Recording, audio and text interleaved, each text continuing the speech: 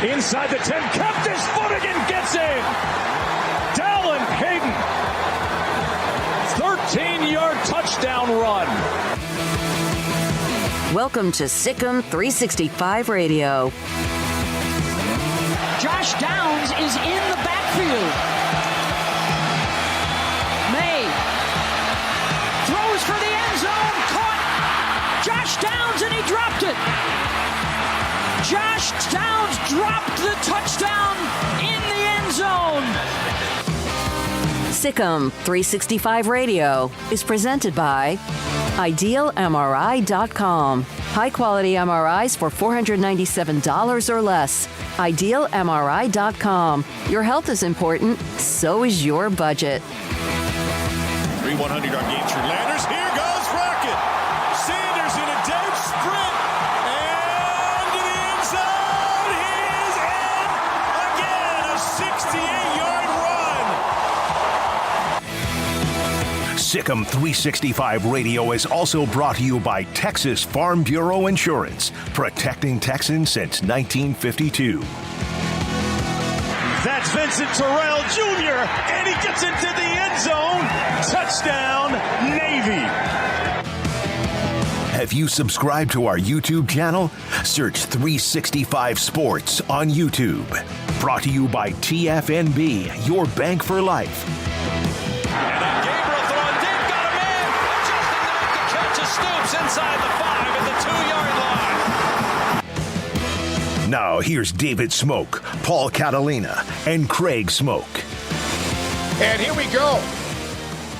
This Tuesday, November 22nd, 365 Sports and Sikkim 365 Radio. We are loaded up with guests today on many things college football, a lot of things to get to, in fact, when it comes to some college football notes from players of the week to finalists and semifinalist list when it comes to coaches and or also players. Jacob Wilson, Jack McKenzie, and also Garrett Ross. Behind the scenes, Paul Catalina, Craig Smoak. I'm David Smoak, and we're glad you're here with us today. Thank you so much. Laura Weiss just jumped on. Hey, y'all, with 4 cactus or 4 cacti. And I wonder what fan she is. A Texas Tech fan, of course, is the case. Ricky Thompson and J.J. Joe help us with Baylor. They'll break things down at 3:25 and 5. Craig's off the radar. Paul's top 5. Hall of Fame columnist John McLean from GallerySports.com. Mac Rhoades, Baylor's AD at 4:20, and SFA coach Colby Carthel will join us today at 3:45. So that's a kind of a setup of what we have here in front of us. Here is theathletic.com. They put out a straw poll to those who have a Heisman vote. And, you know, Max Olson was on with us last week, and this is, they put together after this past weekend's games. And, of course, nobody had a bigger game than perhaps Caleb Williams. This is the straw poll. The numbers to the right of the name, Like, for example, Caleb Williams, 33 first-place votes, 4 second-place votes, 1 third-place vote. He has overwhelmingly 108 points or votes based on 3 for first place, 2 for second, 1 for third. C.J. Stroud has always been near the very top, is second. How about Max Duggan? I like that, although that's a long way to make up. But again, this is just over handful of people who they've been able to get a straw poll for, and a bunch of them might be working for the Athletic. Blake Corum, questionable right now whether he plays against Ohio State, the Michigan running back. Hendon Hooker at one point might have been the favorite. Now out for the year. And then Drake May, who had a loss this past weekend to Georgia Tech. Is that right, Paul? Mm-hmm. And he's at the bottom of that list. And so that's just a straw poll. There are other names involved, but none of them registered ahead of these. This is, again, a small portion, but kind of like one of those trending polls. Caleb Williams has jumped to the top at 108, double and more than, at least from this straw poll, than even Ohio State's C.J. Stroud. I'm glad that this one is different enough than the top 5 I sent out today to Emory. So good. It doesn't look like I copied it. There are some things that are, 2 things I'll tell you that are exactly the same, but I'll leave that for 5:55. Yeah, this is interesting how things go into rivalry week. And, I think there's, we asked Dan Hope yesterday from 11 Warriors, has C.J. Stroud really had his Heisman moment? And he hasn't. So that kind of can explain why people aren't feeling that. And it is kind of strange that you have to have the Heisman moment now, or one of those games. But Caleb Williams has certainly had it. I think you could say that Max Duggan has had 4 of them already this year, which is, maybe where he closes the gap on some of the stats that guys like Caleb Williams and C.J. Stroud, Hendon Hooker, and Drake May would have over them because of their various offenses and how they run it. But, I do think that Max Duggan needs a little more hype than he's been getting. Yeah, well, he's not going to get it at this point. I mean, it's, Yeah, what else does he have to do? Right? Not losing the games, hadn't done that. Not turn the ball over, hadn't done that. Beat all your rivals, he's done that. Beat everybody in front of you, he's done that. I mean, he's done everything that's been asked of him. I guess he's just not flashy enough, or he doesn't play in Los Angeles or in the Big Ten, or I don't know what the deal is, why people are slow to embrace Max Duggan. And, it's weird because if he played in other places, I feel like he'd be the exact type of guy that sort of gets embraced. Yep. Like the Tebow, right? Like that type of a dude. But he plays in Fort Worth for a team that, is not that popular, I suppose. I mean, and by that, I'm not saying that insulting, just is not, as big of a program as some of the others he's in contention with. I don't get why people are so slow to give Max Duggan his credit. Not to say that there's not an argument for others to win the Heisman, but seeing Caleb Williams as a favorite, not surprising. I think it's easy. You look at his numbers, it's like, wow, a bunch of touchdowns, 3 interceptions on the year. USC, that markets itself. And the fact that, they're very much in the mix for the Pac-12 and potentially the college football playoff still if a few things go differently. I can see the case. It's an easy case to make, but I don't know if it's necessarily the case, in my opinion. I do know this, is that he's had Heisman moments. You hear about those. You look back at some guys that ran back punts in big games, like, for example, a Desmond Howard or Tim Brown or whoever, or quarterbacks that have brought a team from behind. He's done all of that. But it's good to see him with TCU unbeaten. At least he's 3. And who knows what that means. He's probably not one that's going to get a lot of national voting because of the way we've seen this before. But you know what we have seen a lot? Heisman Trophy winners in the end that were not even really much on the radar before the season began. Back-to-back years with Robert Griffin III and a guy named Johnny Football Manziel. Yeah. I don't know. I don't know how to follow that up.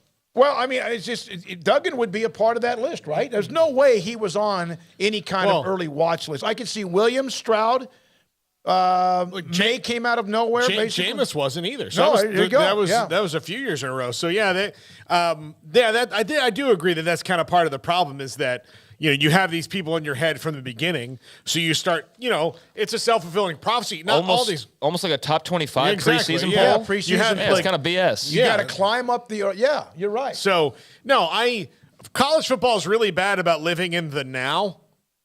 And that's what it needs to be. That's why a 12-team playoff helps you live in the now, because you have to go, all right, well, right now, instead of the 4 teams that are, the best record and, have TV ratings and all these other silly things that they throw into it and game control, it's going to force them into right now. Maybe at least a little bit more. I might be naive in thinking it's going to really change it. But yeah, there's all this, this team has always been there. Okay, but if they're not as good this year, then they don't have to be there. You don't have to, the team a year ago is not the team now. Joe Burrow.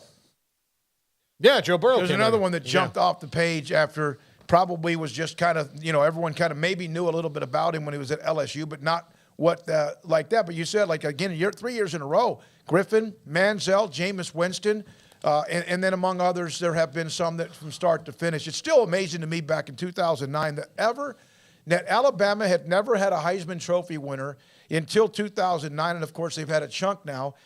They had a guy named Johnny Musso back, I believe, in 1972 when Johnny Rodgers may have won it. There was at least somebody in the conversation, and they've had a couple of other players that were good, but nobody has really threatened to win that award, and Ingram finally did in 2009. So that's a list of the Heisman Trophy straw poll from theathletic.com. I just need to see. I'm fine with Caleb Williams. I like his numbers and all of that. I do think that if he played elsewhere, it wasn't as big of a brand, he would get knocked for the system that he plays in. I think that if he played elsewhere, he'd get knocked for the schedule that he's played. They have played nobody. Other than last week against UCLA and then Utah. And yes, they lost that game by 1 point, and that was a good Utah team, those top 25. But that's their 2 top 25 teams, and we're in week 12, and they played 2. And it's been a good year for the Pac-12, too. That's what's kind of frustrating, I would think, for them. But they've avoided most of that. They've played, like I said, 2 of those. Well, they didn't avoid it. The schedule put it out that way, right? No, they've avoided it, but they haven't had to play it. No, that's what I'm saying. The schedule was made by the conference, not by USC. As far as non-conference, yes, it was. Well, right. Just saying they've avoided playing. I guess if we're getting to the definition of avoided, yes, they haven't had to play those teams there. I guess what I'm trying to say. I was going to clarify that so the Mr. Internet warrior would want to get up there and go, what do you mean by that? But look, the best team they played other than Utah and UCLA was Oregon State, and they only won by 3. Yeah. And they have, of course, Notre Dame coming up this week after the win against UCLA. Go ahead. Anything else? No. I was just getting to the point of, they haven't really played anybody. I was just going to say, but if he goes through this stretch run in these next couple of weeks, then yeah, he'll have proved something. But I wouldn't, put him as the favorite right this second because of those reasons that I just mentioned. But I understand why the build is there. Well, one of the things about it as well is that Hooker has dropped, right? A couple of others have dropped. And when you have a freshman quarterback like Drake May putting up huge numbers, and then that went out the window with the loss to Georgia Tech, you really, at the start of the year, Bryce Young's the repeat champ, or he's the one who's the defending Heisman Trophy winner. And there was a point where I didn't think he would be in New York, and that still might not happen. But a lot of people have just kind of fallen by the wayside. That might have been Heisman Trophy type candidates. All right, the Butkus Award has released their finalists. Iowa's Jack Campbell, Jamin Doom. No, that's the Broyles Award, Garrett. This is the Butkus Award. This is for. Okay, thank you. Will be honored on January 21st. I think the announcement will come on the 6th of December 8th or 9th when they have the award ceremonies. Jamin Dumas Johnson, Georgia. Deion Henley from Washington State. Ivan Pace Jr. From Cincinnati is a dude now. Put up huge numbers. And Drew Sanders, too, linebacker from Arkansas. So those are the 5 Butkus Award finalists. You know who's not on that list? Will Anderson, Jr. Now, the Broyles Award released their finalists. This is a big page. I'm just going to go over some of the names. Paul, top left-hand corner, is a kid named Alex Atkins. Oh, yeah, he's an up-and-comer. He's done a great job. Manny Diaz, who's been bounced around at Penn State. Go down, Oregon's Kenny Dillingham. Maybe soon to be Arizona State's Kenny Dillingham. I think he's getting some heat for that job as an alum. Tennessee's Alex Golish. Ryan Grubb at Washington. Matt House at LSU. Ohio State, ever heard of the name Jim Knowles? He's the one that, of course, helped build what Oklahoma State had in their defensive end, and now he's on the list at Ohio State. Pete Lembo at South Carolina, Phil Longo at North Carolina, Jesse Minner at Michigan, Todd Monken, there he is at Georgia, Sean Nua from USC, defensive line coach, Phil Parker, Iowa. Obviously, that's a defensive coach. And then Garrett Riley, the TCU offensive coordinator and quarterbacks coach, and Ryan Walters, defensive coordinator from Illinois. He is apparently up for the Colorado job. Okay. So there's a list of those with the Broyles Award. The Earl Campbell Tyler Rose Award announced today, and Texas running back Bijan Robinson, who just ran through Kansas's defense like hot knife in butter. He won the Earl Campbell Tyler Rose Award. They are working on, about to release at some point, their semifinalist list that will get them down to eventually the winner at the banquet earlier in the year. 243 yards, 25 carries, 4 touchdowns, and blowing out Kansas 55-14. Now, one other story in college football, a couple of them to get to, a couple of nuggets here. Virginia, they had the tragedy, of course, on campus. Their game with Virginia Tech has been canceled. The Cavaliers mourning, of course, the loss of players, the tragedy ending their season for both. So no more games for either Virginia or Virginia Tech. Virginia now has had their last 2 games. Coastal Carolina, is that right, last week? Canceled, and then the game with Virginia Tech. Certainly understand this. I kind of hope to see Virginia and Virginia Tech play. I thought it might be a catharsis for the players, but again, we're not in that locker room. We don't know what they need or don't, and just hope that this offseason can bring them some kind of solace, and that Tony Elliott and the program can get something, because there's no chapter in the book, like Tony Elliott said, of when you're the head coach of a program, how to deal with something like this. Yeah, like Jim Grove when he arrived at Baylor. Yeah. There's not many books that were written on what to do there. By the way, 3-7 for Virginia. Virginia Tech goes 3-8. First time they won't play since 1970 in both of their seasons now over. Navy will play Army, of course, early in December. They've released their helmet. Space uniforms, Navy football debuting their Space Edition. Those are the helmets. It's kind of a hard look. Like the bottom right-hand corner, it's kind of even hard to see that, but there's a little bit of the edge with NASA, the logo on the side. I normally look at them and they jump out at me immediately. This one gets me confused a little bit, but I'll never question anything that an academy puts out there. And you want to put some information or opinion on what you want on the chat room, you are more than welcome to do that. Also, Matt Fortuna, the MAC, which has games tonight, they plan to reschedule the lost game between Akron and Buffalo to December 2nd if Buffalo doesn't win the MAC East and qualify for the championship game. Buffalo can win the East if Bowling Green tonight beats Ohio. And if the Bulls beat Kent State on Saturday, Buffalo will play Kent State on Saturday. So there's a chance that game between Buffalo and Akron could be made up because of what happens, in fact, this weekend. Yeah, well, you can't play in 6 feet of snow, so even in your wussification of America, old man rants. When I'm looking at videos of Von Miller's neighbors snow plowing his driveway so he can get to the team practices bus, so they can get to the airport. That to me, if you can't even walk out your door, I doubt you can play football. So no. It would be fun to do that once. Wouldn't it? Just one time. How? You just climb up on the snow and hope for the best? They got equipment. Those people up in the Northeast who have these massive snow blizzards and flurries, they have equipment that we don't even know exists, right? Like they have snow chains or tire snow chains. They don't have enough for what we just saw, clearly, because they didn't play in it last weekend. So, they've got enough to clear out the normal, but not what they saw here recently. I would have loved to see the game because I am old. You wouldn't have seen it. There was nowhere to see. They would have been running under the snow. There was too much snow for them to They would have a dome, a snow dome. They could play underneath the snow. All right, now, the Big 12 Conference and Arlington will host the men's Final Four in 2030. Which is pretty good. That's a day after they found out the women's Final Four will be played at AT&T Stadium in Arlington, so the Big 12 will be a part of that mix in the next decade. And then, Paul, the biggest story today in all of sports. Argentina.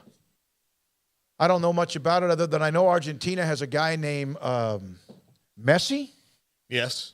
Lost to Saudi Arabia, 2-1 in the opening match for them in the World Cup. This stat right here came out. I didn't know this. I would never have known this. The last time that Argentina lost a World Cup game after leading at halftime was the first World Cup 92 years ago. Yeah, I didn't realize that Saudi Arabia was good enough to beat them, but clearly they are. And, it's the group stage, so everything's, I guess, when is it not fine, Jack? In the group stage. He's got his earbuds in. He can't hear me. So they still have some wiggle room. They're in the group stage. But Argentina aren't they the favorite to win it all? Well, I mean, aren't they usually? Yeah. So yeah. They have Messi, so. That was soccer talk here on 365. Well, I mentioned this, and are they? I don't know. Are they? Yep. Yeah, I think so. no. Yeah, they are. Yeah. No, they are. And Messi, of course, known as maybe the best player overall. Today I saw a lot of chatter about, no, it's Ronaldo. And instead of Messi now because of that. United States, of course, had their draw with Wales, 1-1 yesterday to open it up as well. Dennis Haiti. NASA couldn't even put a person in space for more than 11 years until earlier this year, and even then they used SpaceX. Our astronauts hitched rides on Russian rockets for more than a decade. Maybe this is a tribute to NASA of years past, when it was properly funded and. Did they not just launch a rocket to the moon last week? Yeah. So. I know I watched that. I don't think that was just out of nowhere, but I know it's the first trip to the moon in many, many years. But, I don't know, the whole story behind those uniforms or not, but I think they look cool. Well, they're not the typical – I do like them being more of like the navy and gold traditional. I like some of their other versions better, but that's cool. I get where they're trying to go with that. But NASA isn't a branch of the Navy. Well, wait a minute. Well, Gerald Joyner, NASA astronauts are from the Navy and Marines aviation units. Yeah, that's true. So I guess but it's not like officially a branch of it. So that's why I thought it was that's why I needed clarification. I know that a lot of Air Force and Marine and naval people obviously go into NASA where, you're not just going to go like, hey, you're a crop duster. Would you like to go to the moon? Adventures from Reggie with Reggie. Uniforms are confusing. NASA is not a branch of the military, so they're doing it to honor veterans that work for NASA. And then Adventures from Reggie, we just got the response from Gerald Joyner about the Navy and Marines aviation units. Anything we have missed today that we need to hit before our first guest in Ricky Thompson? Not that I can think of, no. I think you pretty much hit on most of the high points there. Be interesting to see this Heisman race again.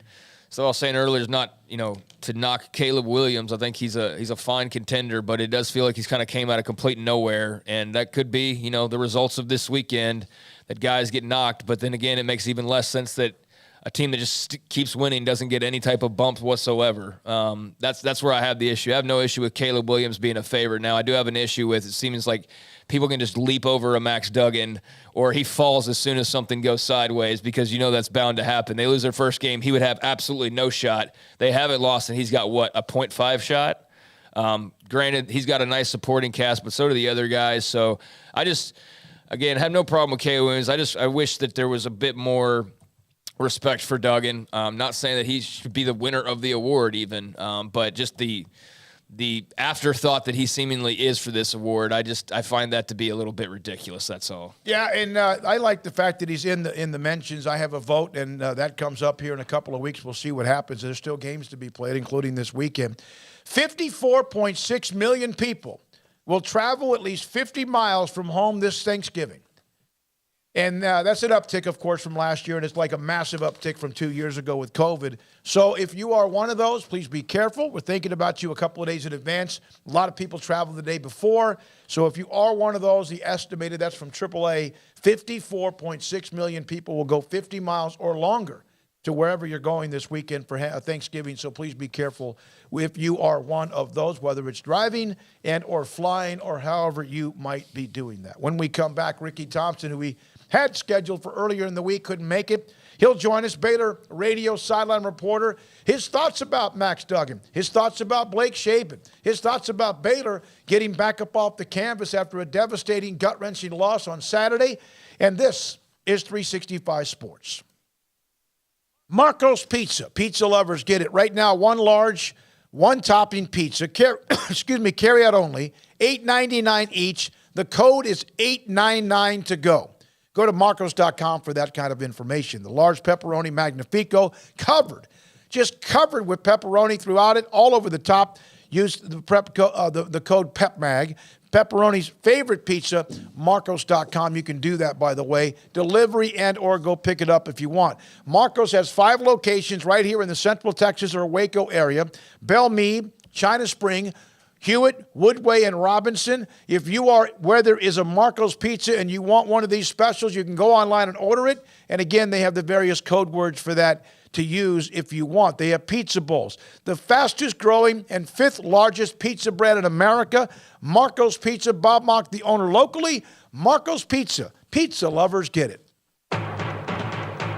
This month, Allen Samuelson Waco is having the Black Friday sales event. You can save big on the new 2022 Ram 1500 Crew Cab with total values up to $4,250 with 2.9% for 72 months. That's right, plus an extra $500 bonus cash to first responders and no payments until January 2023. Shop an award-winning dealership with award-winning product. Allen Samuelson Waco, the place to shop Ram trucks. Come by, let's be friends.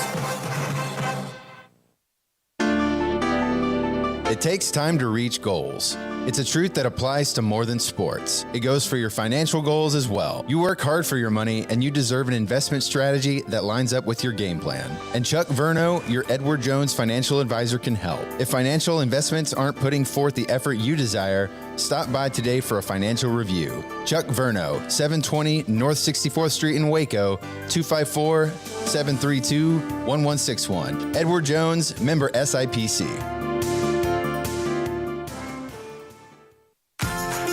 Automatic Chef Canteen is a full-service micro-market vending and office coffee provider with state-of-the-art vending equipment, a wide variety of products, and offering custom-fitted micro-market vending office coffee solutions for your employee break room. You want a full break room solution and a workplace oasis? Well, Automatic Chef Canteen, locally owned and operated for over 50 years in Central Texas, also includes in-house mechanics on call 24/7 for fast, reliable service and maintenance. Automatic Chef Canteen, 6900 Imperial Drive in Waco, or online at automaticchefcanteen.com. Pizza, burgers, and Bears football. There's no place around Waco that serves them all other than Bubba's 33. Come show your green and gold and enjoy some of Waco's best food and beverages while watching your favorite team, the Bears. When real Bears fans get hungry, Bubba's 33 is the #1 spot for ice-cold drinks, hand-stretched, stone-baked pizzas, and bacon-infused burgers. Join us for indoor or patio dining. Bubba's 33, Waco's restaurant and proud supporter of Baylor Bears football. Sick 'em, Bears. Waco Custom Marketplace is your home for holiday favorites for parties or time with the family, with various specials available while supplies last in store or ordering by phone, including 8 to 10 pound half spiral hams at $4.15 a pound, 12-pound pit hams at $4.35 a pound, 8 to 22-pound bone-in hams for $3.40 a pound, 14 to 16-pound whole raw turkeys at $2.85 a pound, and $4.80 a pound for 9 to 12-pound whole smoked turkeys, 6 to 8-pound mini pit hams for $5.99 a pound. Limit 4 of each item per customer. Call in advance to ensure availability or drop by Waco Custom Marketplace, 425 Lake Air Drive in Waco. Waco Custom Marketplace, your full-service butcher shop for customized orders or cuts of your favorite steaks or beef tenderloin or specially ordered prime rib roast. WacoCustomMarketplace.com.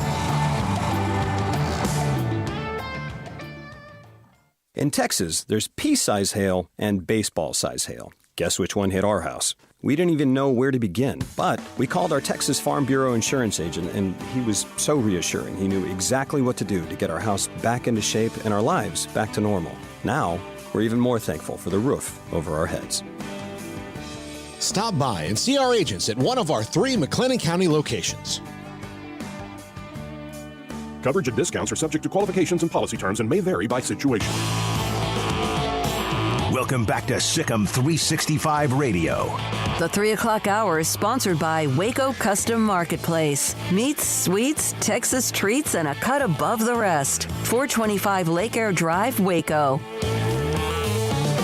Ricky Thompson, former Baylor and Washington NFL wide receiver, does sideline work for Baylor Radio, joins us on 365 Sports with Paul Craig, and I'm David Smoak. Ricky, thank you very much. Let me ask you this. We'll start off with Max Duggan.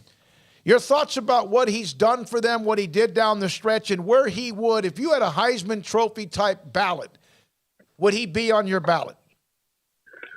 Well, I tell you what, that's a good question all the way around, because we've talked about Blake Shapen and some of the struggles Blake has.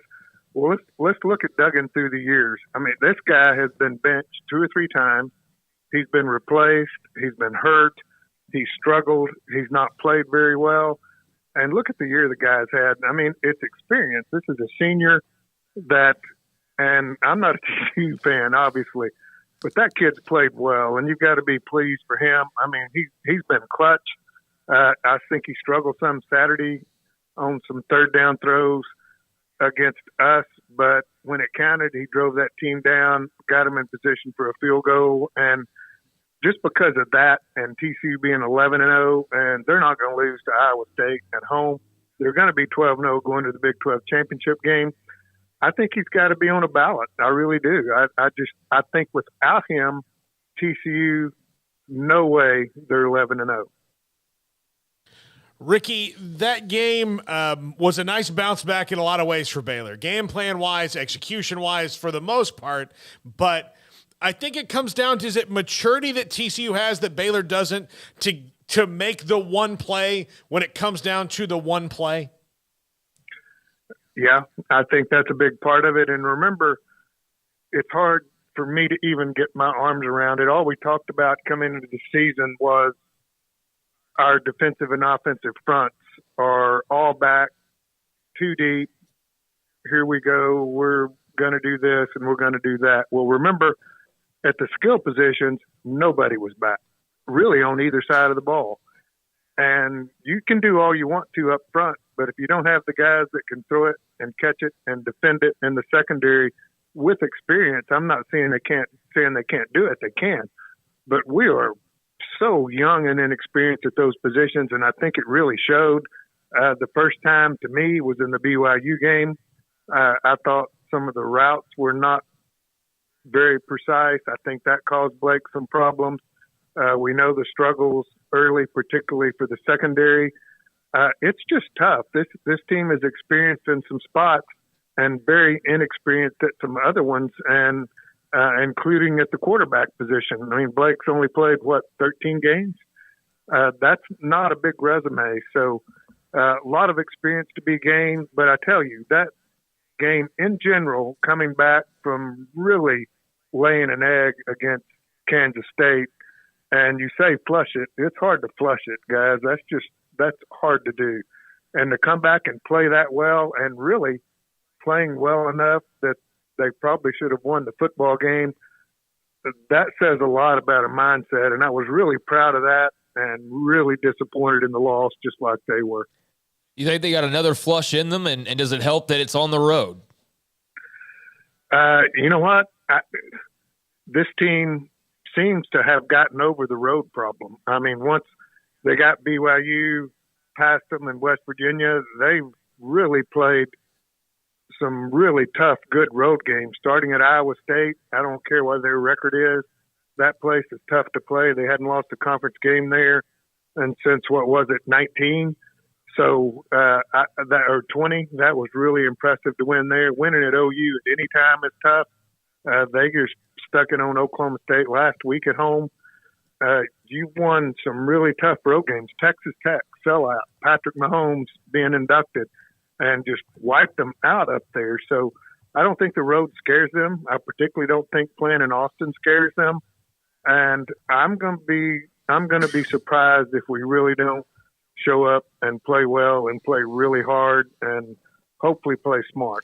Ricky, this is the last game until a bowl game, but what would be more difficult to get up for or get back up off the canvas? Getting embarrassed at home by Kansas State, or a game that just took out your guts? Man, that's a good question. I've been in both. I've been in games where we've been just blown out and looked terrible, and I've been in ones that were heartbreakers. And sometimes, honestly, Smokey, I think it's the heartbreaker that's harder to overcome, because there was no doubt about K-State once you got into third quarter.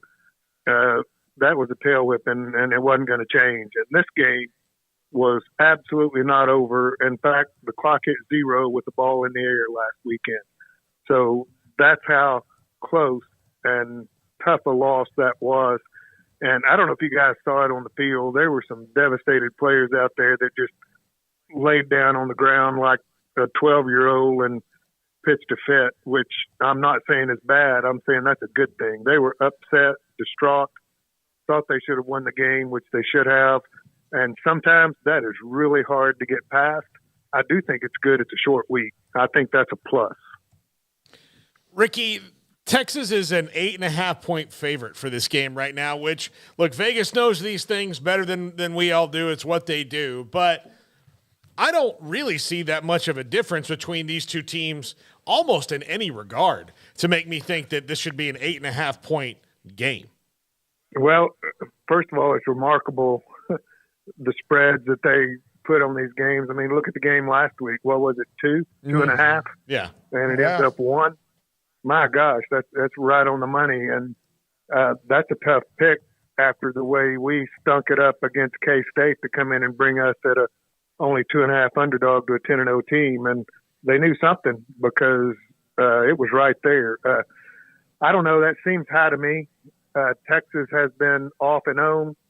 I didn't see them last week against Kansas, but apparently they just really ran it down their throat. They had, 450 or 60 yards rushing. And I think Bijan Robinson is the key to that offensive football team. You have to stop him.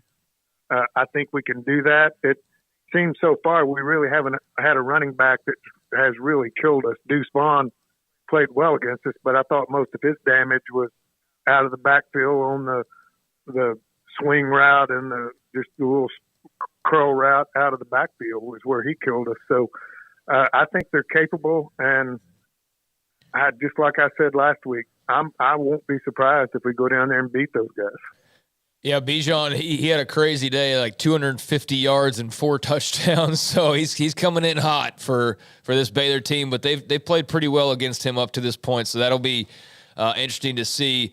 I don't know if you've already seen some of this, Ricky, but I guess, doing a podcast, there's already people, because it's 6-5 now at this point and only one more regular season game, already starting to kind of look ahead towards next year. And I'm not asking you that with this question, but how good do you think moving forward and how excited do you think people should get with modest expectations over one freshman Kelsey Johnson, who had his first career rushing and receiving touchdown the other day against TCU? He seems like he's going to be a really fun guy to watch develop over these next few years.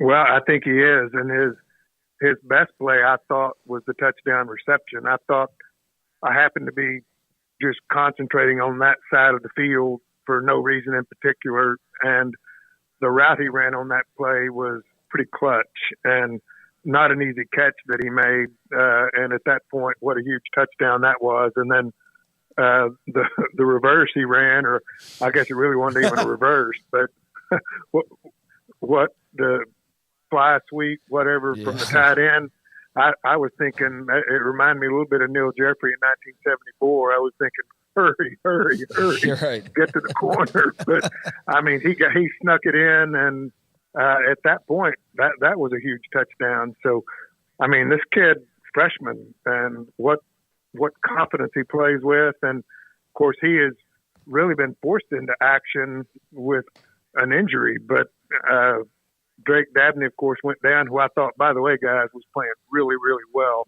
And I think it's hard to measure how much he's missed. He's such an agile, nimble guy, really catches the ball well, runs downfield with it. You'll remember the hurdle he had at Iowa State. But the positive side of that is Kelsey's gotten in the game because of the injury, and he's performed. So I think you're in good shape going forward at the tight end position. I think that touchdown on the fly sweep, whatever it's called, was called lumbering. He was lumbering, and my God, he finally got there. But Ricky, you mentioned Duggan and what he had been through.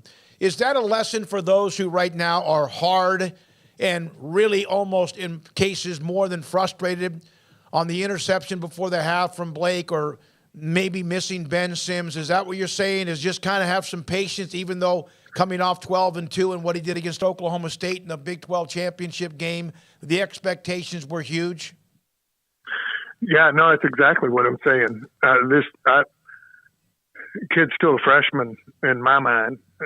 He hasn't played that much. He's played 13 games, and he remember in the Big 12 game, the kid comes out and hits 17 in a row. But also remember, he's throwing to a veteran group of receivers when he did that. Taekwon made 2 or 3 exceptional catches in that game. One of those, which was a touchdown, which 5 out of 6 guys don't make that catch. So let's think about that. And Blake's got a good arm. I think he's gotten better as the season goes. Yeah, he missed Sims. I saw it on the play, but you know what? I was standing on the sideline. I wasn't running full speed on a sprint out having to find him. And it's a lot easier to stand over there knowing I'm not going to get hit and find the guy wide open. But that was a play he should have hit. There's no question. He hits it, game's over. The throw before the half, he just misjudged it, didn't lay it out far enough, and that one cost us 3, maybe 6. But Blake's a young guy. He's got a lot of ability. He's got a great arm. I think there's some mechanics that could be improved, but that type thing you can work on and you can improve. The decision-making, all of that comes with experience, and that should just get better and better. Now, if he's doing that as a junior, that's a different story. But this is still a young kid, and I think Duggan is a great example to point at, and with all the struggles he's been through and the times that he's been benched, and to see what he's doing now, I think that's just a great story. Yeah, Ricky, they used to have to pull Max out of the game because he was too keyed up. Right, they did. And by keyed up, man, he was throwing it into crowds. He was running. He would drop back, and one guy would be coming at him from the corner. He was gone. He wouldn't sit there for anybody to wait and read and throw the football, go through his progressions. There was no progression. And look at him now. I just think, well, there's no question without him, they're not 11-0. They're not in the Big 12 championship game. And I just speaks very well of him. And I think that he's earned a lot of respect from a group of Big 12 coaches and players this year. Ricky, you mentioned you'd been through some gut-wrenching losses, and then in some that you just got, you got smothered, smoked or whatever, toasted. Which is the one that even to this day, do you still have one all these years later that still kind of every once in a while pops up in your head? Smokey, we could have talked all day without that question. Yeah, you can go back to December of 1979 and probably knew it before you asked it. My God, yes. It was 35-34. Mm-hmm. We lost to Dallas. We were up 34-21 with about 5 minutes to go. Clarence Harmon fumbled, and they took it down and scored, beat us 35-34. We hit a long play at the end of the game, and the clock ran out. That was a little suspect for us being at Texas Stadium. We thought there was a couple of seconds left, and you know what kind of kicker Mosley was. Yep. But here's the other side of that game. We win that game, home field advantage throughout the playoffs, division champion. We lost. We should be in the wild card. We were 34 point with all the spread over St. Louis. And, well, it wasn't St. Louis. St. Louis, who were they playing? God, I can't remember. Anyway, St. Louis got beat 41-6. Oh. So we lost by 1 there and lost by 2 points on the point spread when we had 34 points going in.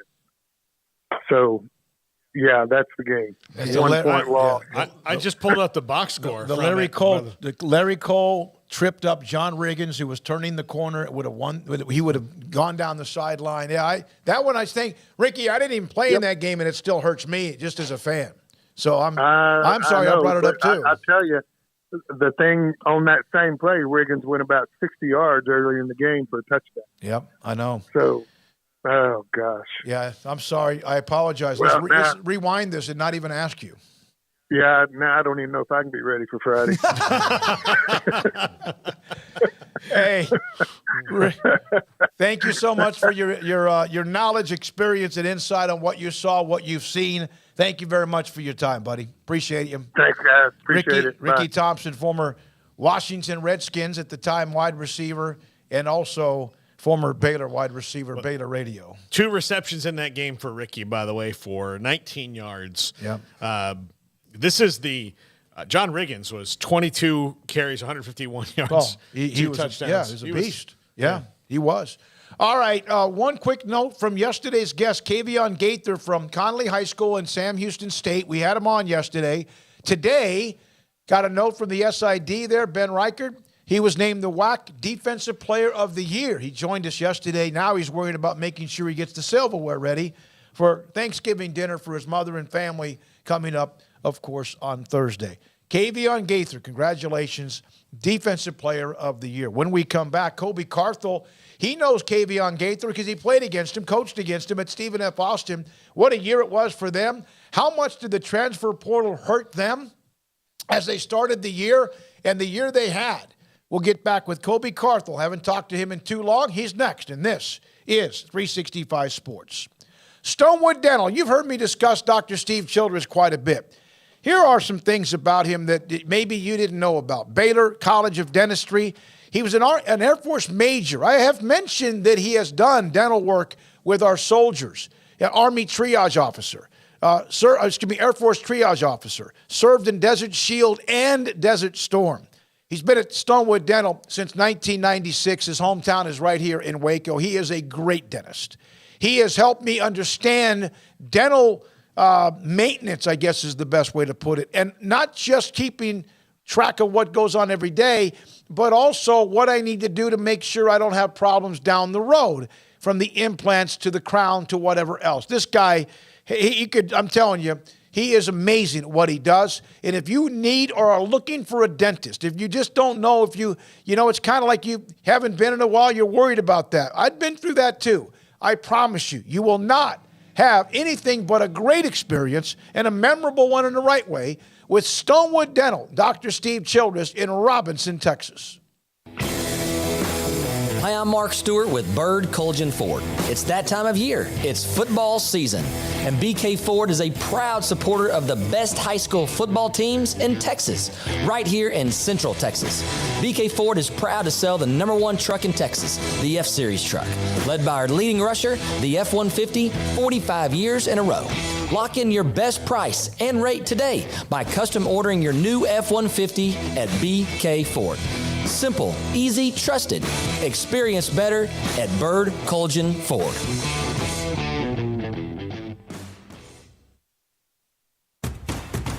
Hey, this is Bryce Petty, former starting quarterback and 2-time Big 12 champion, and I know firsthand the importance of being in top shape both on and off the field. So listen up, men. If you're feeling beat down day in and day out and looking for that high-performance edge that separates the men from the boys, then look no further than the Petty Clinic Low T in Waco. Petty Clinic is a comprehensive men's healthcare clinic with an atmosphere catering to men. Board-certified Dr. Kent Petty has a special interest in offering the highest quality medical care to men of all ages. Some of the services offered include screening and treatment for low testosterone or thyroid, infertility, high blood pressure, diabetes, high cholesterol, sleep apnea, while offering comprehensive wellness exams and complete men's health lab panels. High performance men, remember, it's not just a Petty thing. This is Bryce Petty, encouraging you to reach out and Google search Petty Clinic Low T or go to pettycliniclowt.com and get your complimentary lab screening today. Howdy, Chet Garner here, professional guide, searching for bears in the wild. But not just any bears, oh no, a particular kind. With hundreds of thousands roaming freely in the wild, yet still hard to spot unless you know the signs. There they are, Baylor bears. If you're a bear enthusiast or even a bear yourself, join me and let's find some bears in the wild. Join the expedition at baylor.edu/alumni.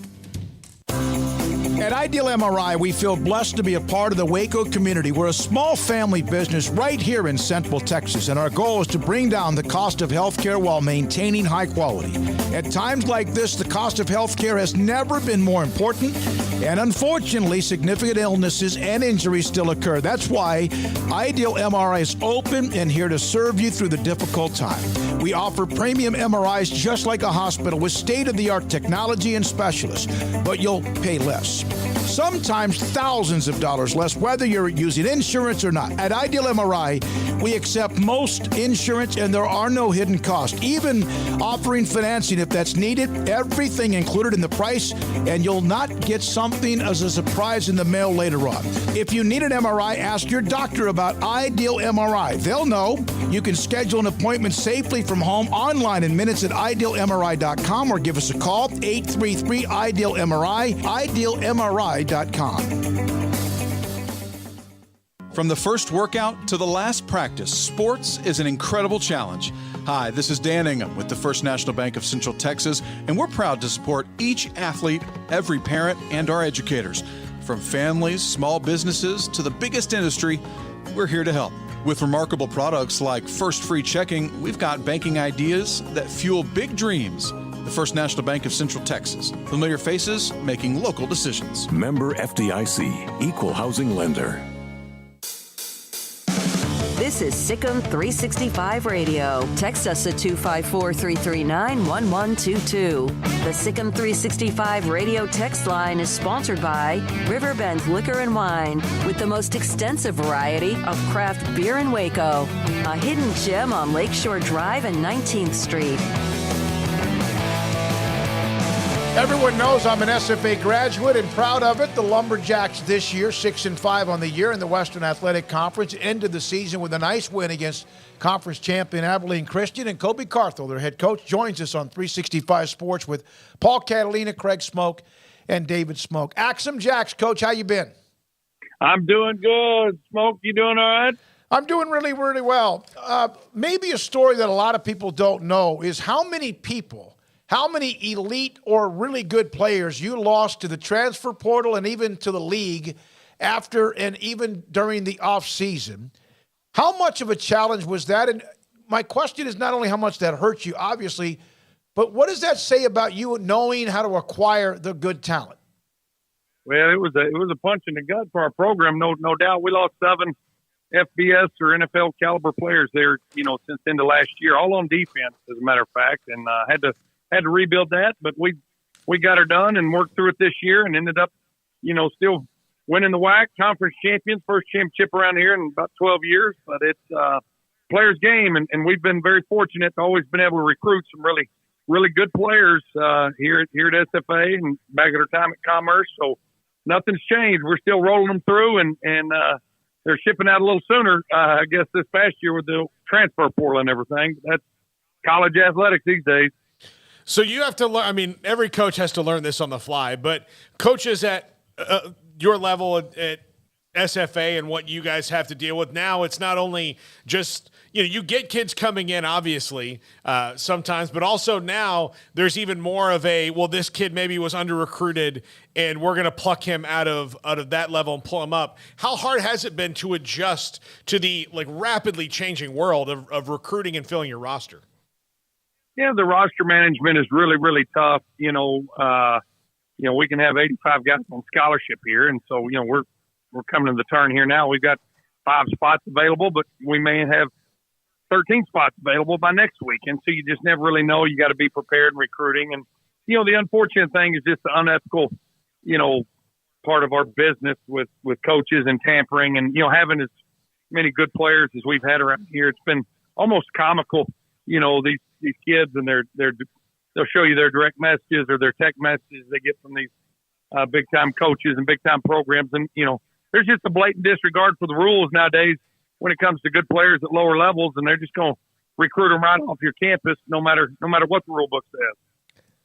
So, Coach, what's the mood around campus after getting that win over Abilene Christian last weekend? The Lumberjacks are fired up out here now. It was really a special day, a great day for our athletic department. We won the football championship. Our volleyball team won the WAC championship in volleyball, punch their ticket for the NCAA tournament. Our men's basketball team had a huge win on the road up at South Dakota State, big upset there, and so they're rolling. And it's just a good time to be a Lumberjack right now.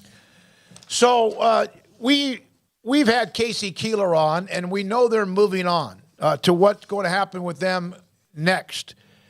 And I just wanted to know, what was your thoughts about, and I understood his reason, what are your thoughts about that rivalry ending with Sam Houston State? Well, as it sits right now, I'm not upset about it. Yes, the nostalgia and the history, that stinks, but, college football is a never-changing world. And those two programs, we really haven't been the same in about 15, 20 years. They've made such a commitment to football over there from a facility standpoint, budget standpoint, recruiting.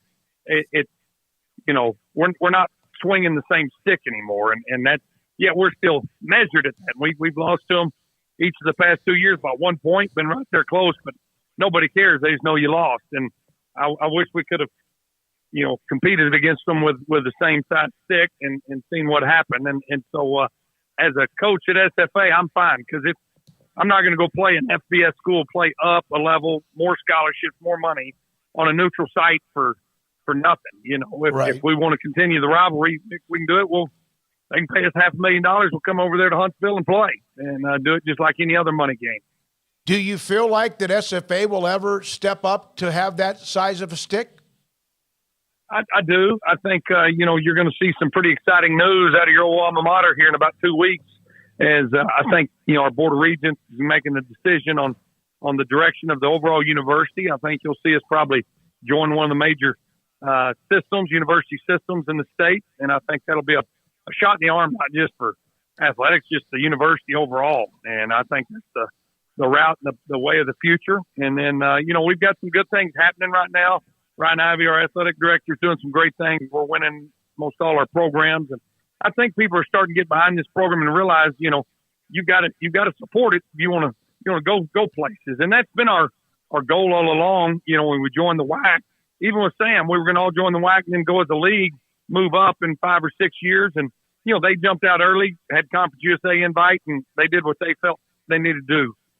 We will do it at some point, I feel, in the future, but we'll do it as a full conference. And that way, I think you're going to see here, too, in the next few weeks, the Atlantic Sun and the WAC football conference, football playing schools kind of form their own league, and that'll bring us to nine programs, 9 like-minded programs. I don't know what the name of that league will be, but in the future, maybe sooner than later, that whole league together will make the jump to the FBS level. Okay, I got to go back to what you said. We have seen you were at once at Texas A&M Commerce. You're talking about a system. There's only really two, A&M and UT, that seem to gobble up names of schools and in their system. SFA has avoided that because of the name, which I'm proud that I'm an SFA Stephen F. Austin alum. Is that going to be what you were talking about here? Yes, that's exactly right. The Texas State system and the Texas Tech system, their chancellor is a lumberjack. You might have gone to school with him. So Chancellor Mitchell, so they've made a big push as well too. And again, this is all above my pay grade, but it'll be one of those 4 systems that we join. But you can sleep soundly, David, that they're not going to change the name. They're not going to change the school colors. We're still going to be lumberjacks. It's still going to be SFA. Good. It'll just be part of a bigger system. Well, I just want it to be best for the university, because it has lagged behind, and it's great that all this news you're telling me, I didn't know that, and that's great news. Colby Carthel, head coach at SFA, Stephen F. Austin with us on 365 Sports. What does winning the conference title do for you as you head into the offseason, when you head into recruiting and getting in the transfer portal, when you can say, look at how we closed this season? No, it's huge. It gives us a lot of momentum, and is a big win for us and our program. Had been since 2010. They'd won a football championship around here. So, really validated that senior class that had come in, and that's 3 straight winning seasons. And we took this thing over. I was on with you guys back in 2019 as we came over there, played the Sugar Bowl bound Baylor Bears, Matt Rule, and had played 35 freshmen. We went 3-9 that year, and, we inherited a major infractions case and postseason ban, scholarship reductions, and that's what that senior class came in under, and they just worked their tail off, been punched in the gut with all that, with COVID, playing all the FBS schools we did that year, but to put together 3 straight winning seasons and cap it off with a conference championship, we're sending them out winners, and they're going to be champions for life. And as a program, it really does. It'll springboard us right into recruiting. I'd like to be in the playoffs, but we had a rough schedule. We played 3 FBS schools in our first 5 games, and we weren't ready for that. With the losses we took in the portal, it took a while to kind of get settled in and get to playing. But we did some good things this year. Carried the second longest home winning streak in the country, all the way to 13 games there. So that was a pretty cool deal. And we've been very, very fortunate. I think we're 21-5 against non-FBS opponents in the last 3 years. So we've got a lot to sell, and the best days, our best days are ahead still here for SFA football. Colby, you brought up that game at Baylor, and I remember that, and you had some of those, before you were there, those academic issues that the NCAA came down on. Matt Rhule was the head coach. You're close to him. Obviously, he's now out.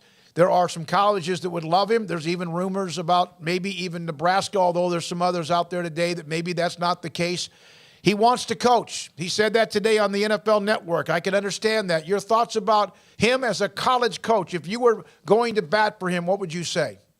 Oh, man, you want to win and build a program the right way, get him there. He's ready. He's ready to roll. And it's not a matter of if, it's when, and not a matter of, it really is just going to be who's the first to the punch. Be the first one to punch and get the guy leading your program, because he does nothing but win, and he does it the right way. He treats kids right. He's great with developing talent, and he's going to do wonders at any program that's smart enough to hire him. He's one of those very, very gifted coaches that doesn't come around. A lot of guys are, flashing the pan here and there. That guy's proven it at some tough places. What he did at Temple and what he did at Baylor still, and I told you this way back when, 7 years ago, David, we worked camp together. I'm like, what are they doing hiring this old Yankee out here in Texas, and that sucker did nothing but just do right by Texas high school football coaches and players and built that program coming out of the, scandal that they had been in and trouble they'd been in, whatever. He just did things right, and Baylor's been able to, with Coach Aranda, continue to build on that and take that program to even bigger heights. But he's a winner any way you look at it, and I'm kind of perked. I know he may disagree with me, but I'm kind of happy he's out of Carolina and going to be back in the college game, because Matt Rhule is good for college football. Colby, you talked about he's a winner. You won a national championship, and you've done that, and you've now taken a program that was kind of just there, honestly. It was just kind of there, and you've turned them into those 3 consecutive winning seasons. What is next, do you think, for SFA football? I think just continuing to build on that and continue to build a consistent winner. I love competing for championships. I love competing in the playoffs, and we've, put together some really good recruiting classes. We've got great culture in our locker room. And I think, we step up the plate from a facility standpoint and support standpoint. And I think the sky's the limit for this program at the FCS level. And then hopefully that helps us, if the powers that be want to springboard into FBS football. But just, I've been blessed, the good Lord, to have a gift to build programs, and I enjoy taking programs that, I don't know why, maybe I'm crazy, but taking these sorry programs that were just some of the worst in the country at Commerce and SFA and get the right people in the building, put together a great staff and recruit great players, and then just turn them loose on everybody. And we've had a lot of fun and a lot of success. And now's the kind of fun times where you can kind of enjoy the fruits of your labor and all the hard work it takes to turn programs around. I wish you the best, man. Not just because it's my alma mater, because I've gotten to know you along the way, but yeah, SFA means a lot to me. The news about the Atlantic Sun, the news about a new system being attached to SFA, keeping the name and all of that, to me makes me happy. Thanks for your time, Colby. Good luck. You bet. Keep chopping wood, David. Thanks for having me on. Colby Carthel, you could see how he could probably get a team fired up in any kind of a pregame, halftime speech, or even in the meeting room. So he said that the WAC, which is like, 5 teams or so, and as Sam Houston's about to leave, is going to end up possibly combining with the Atlantic Sun and maybe at some point down the road entering FBS. And then on top of that, that one of the systems in the state is going to somehow perhaps add SFA under their umbrella, but SFA's the name. And that means a lot. To someone like, if you're an A&I graduate, it's now Texas A&M Kingsville or whatever. I know that's a small thing, but I always wanted my alma mater to still have the same name. Yeah, well, and that may be good for them with a financial infusion as well. Yeah, Texas State is different, than it was. Southwest Texas State, Texas A&I. I mean, wasn't John Randall? John Randall was A&I, right? Yeah. So East Texas State, now A&M Commerce. Yeah, but SFA, that's huge. There, look. Hey, realignment fans, I'm just going to say the word. There's your realignment news for the day. Yep, there you go. Here, you heard it. All right, great passion from him. And we're trying to get some of the coaches. We've been focused a lot on the Big 12 and, of course, FBS. But having Casey Keeler from Sam Houston State, we're going to get Abilene Christian. We had Mary Hardin Baylor, and now Stephen F. Austin as we go and wrap up some of their years and look into the future. Mary Hardin Baylor playing in the first round of the playoffs Division III this weekend. This is 365 Sports. Pickup Outfitters celebrating 25 years, and you have until Thanksgiving to take advantage of what they're doing with a special opportunity for you. They have accessories for your car, truck, or SUV. Now through Thanksgiving, purchase one item, get a second item of equal or lesser value at 25% off. For example, buy a bed cover, get a spray and liner for 25% off. Get a grill guard, get a running board for 25% off.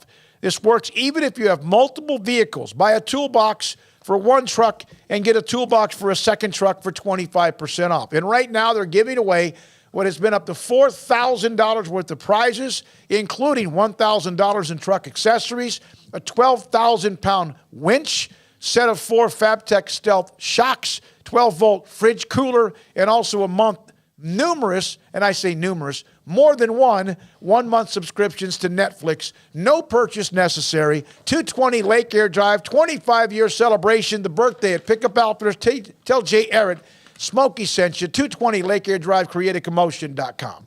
In our logo and advertising, we say we are people that you can count on. What does that mean? It starts with providing a quality vehicle and quality service at a fair price.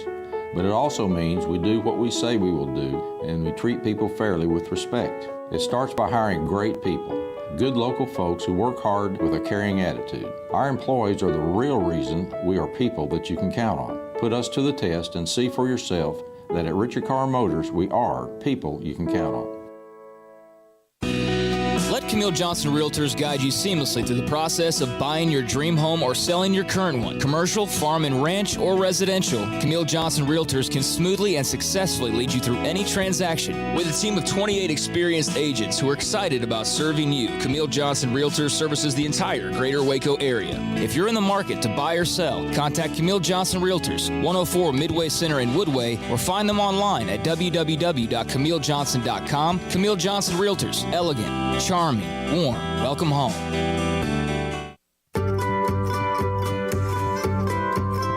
You want to know why Stonewood Dental is so successful? Listen to what happy customers have to say. It's pleasant. It's different than any other dentist office. I really feel like they care. And it's not that you're here for 2 hours waiting on someone to take care of you. It's quick and easy, and I bring my kids, and my kids love being here too. They really love the treasure box. Staff is really nice and accommodating, real friendly.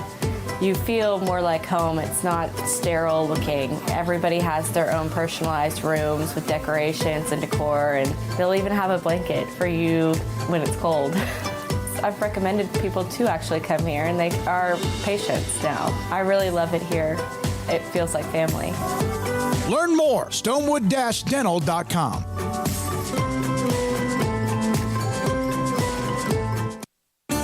There are 26 letters in the alphabet, over 600,000 words in the dictionary, and just 3 of them said together can change everything. Let's order pizza. Those 3 words lead to dough made from scratch and 3 fresh signature cheeses that blanket golden crust in a heavenly melt on Marco's Pizza that'll blow your mind. So visit marcos.com to order and stop by Marco's Pizza in Belmead, China Spring, Woodway, and in Robinson. Marco's. Pizza lovers get it. TFNB Your Bank for Life is the official local bank of Baylor Athletics. Find out why more Central Texas are making TFNB their bank for life. Sign up for our Edge checking and savings accounts to earn interest or cash back. With 5 convenient locations and an award-winning mobile app, banking has never been easier. TFNB, your bank for life. Member FDIC. Boots add protection. Good boots help you climb better and move forward faster. And when your son or daughter steps into the boots of a U.S. Army officer, they also learn how to lead. In these boots, they'll gain more confidence with expert training in one of more than 150 occupational specialties. In these boots, they'll stand a little taller and lead a team with diverse backgrounds and areas of expertise to successfully accomplish whatever challenge comes next. In these boots, they'll earn respect with valuable experience from day one that will give them solid footing for success into the future. Highly qualified candidates who earn a spot on our team can receive comprehensive health care coverage, college tuition assistance, and a bonus of up to $40,000. See all the things your son or daughter can achieve in our boots at GoArmy.com. U.S. Army Waco Recruiting Company, 254-598-8131 or 254-776-1543. Welcome back to Sikkim 365 Radio. Waylon Jones cuts it inside and scores. The 4 o'clock hour is sponsored by Boozer's Jewelers, the wedding ring store, specializing in custom jewelry and repair, all in-house. Now here's David Smoak, Paul Catalina, and Craig Smoak. In case you did not hear it, I think this was a blip yesterday, but in the chat room it was a big deal, and it is interesting. West Virginia, remember A.D. Shane Lyons was fired? Alabama picked him up in a heartbeat. Greg Burns saying that he's hired as the executive deputy athletic director, chief operating officer. I know this was yesterday. Said Shane's well-respected administrator, college athletics, on and on and on. He, at one time, I think, was at Alabama. He was from 2011 to 2015. So he gets fired, and we know a lot of it may be because of the contract and Neil Brown and the whatever else and things. And Alabama snatches him up within, 2 to 3 days or 4 days, whatever it is. So there's Shane Lyons was not unemployed very long. Well, yeah, I don't think anybody said he can't do a good job. He just didn't do a good job after a while for what West Virginia fans were wanting him to do as their athletic director. Mm-hmm. He's not going to be hiring Alabama's football coach. So, that's a guy who, if you, with his experience and know-how and all those things, sure, bring him on board. It's basically what Saban does with discarded head coaches, right? Bring them on board, revamp them, get the benefits of their knowledge and their talents and their expertise, and then eventually they get rehabbed and they go off and get another great deal down the line. So it sounds like Alabama's just applying that across their athletics department, and now the athletic director area of things. So, good for him. I think West Virginia fans it was, not necessarily their first demand was him. It was Neil Brown, based on everything that I was reading and hearing and all of that. But, there's change in store, and it's probably a little bit overdue. So good luck to him, and, best of luck to West Virginia and finding out who their next guy or girl is, man or woman, is going to be to lead that athletic program eventually. Have to make some tough calls when it comes to the head coaching spot in football. Yeah, and West Virginia said they were going to have that hire made pretty quickly. So that should be sometime next week, because they want to try and get it done before the signing period. So they've got to move, on that. So, hopefully for their sake, they're right about their timetable. Yeah, I guess that's going to start hitting here pretty soon. At the end of this weekend, not everybody, but a lot of people will be done. And there's already been some coaches fired. We know that, starting with Scott Frost at Nebraska. And there'll be more after this weekend. But, it's going to start, you think, getting hot and heavy with some of those. And then some teams that have bowl games will be interrupted because coaches will end up going somewhere else. And, you can say a lot of things about Scott Frost. He was awful at Nebraska, which is shocking. And then again, maybe not. But the one thing he did with that unbeaten UCF team, he stayed with them, went through the bowl game against, Auburn or whoever it was, and on top of that was flying back and forth, probably on a Nebraska jet or whatever, to try to continue to get set up for where he's about to start. he did do that. Not every coach does that, and not every coach probably is expected to. But that was one thing that I thought was interesting. All right, now, Garrett, I didn't ask you about this one. The Sean Oakman tweet from yesterday. You don't have that one anymore? Okay, that's fine. Former Baylor defensive lineman Sean Oakman. There's a picture of him.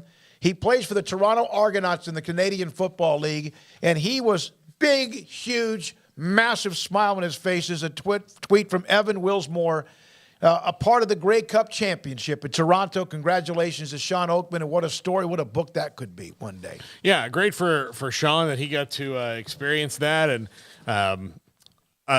you're talking about ratings in Canada. 8.2 million people watch the Grey Cup. Yes. I saw that today. Yes. So the CFL, like, we don't get it down here, and the only time I think we got excited about it was when they had staggered their season a little bit more, so you could see it, I guess. But there was the NFL lockout was potentially going to happen, but it's a big deal up there. It's huge. So didn't he make like a deciding play with a blocked field goal or whatever it was? I didn't see the exact block kick that he got. I didn't see the clip of it, but I did see there was in passing mention that he had a pretty huge play that was part of the outcome of that game. So, yeah, I just vividly recall all of the just mess that was whenever he first had allegations made against him back in the midst of Baylor's whole ordeal.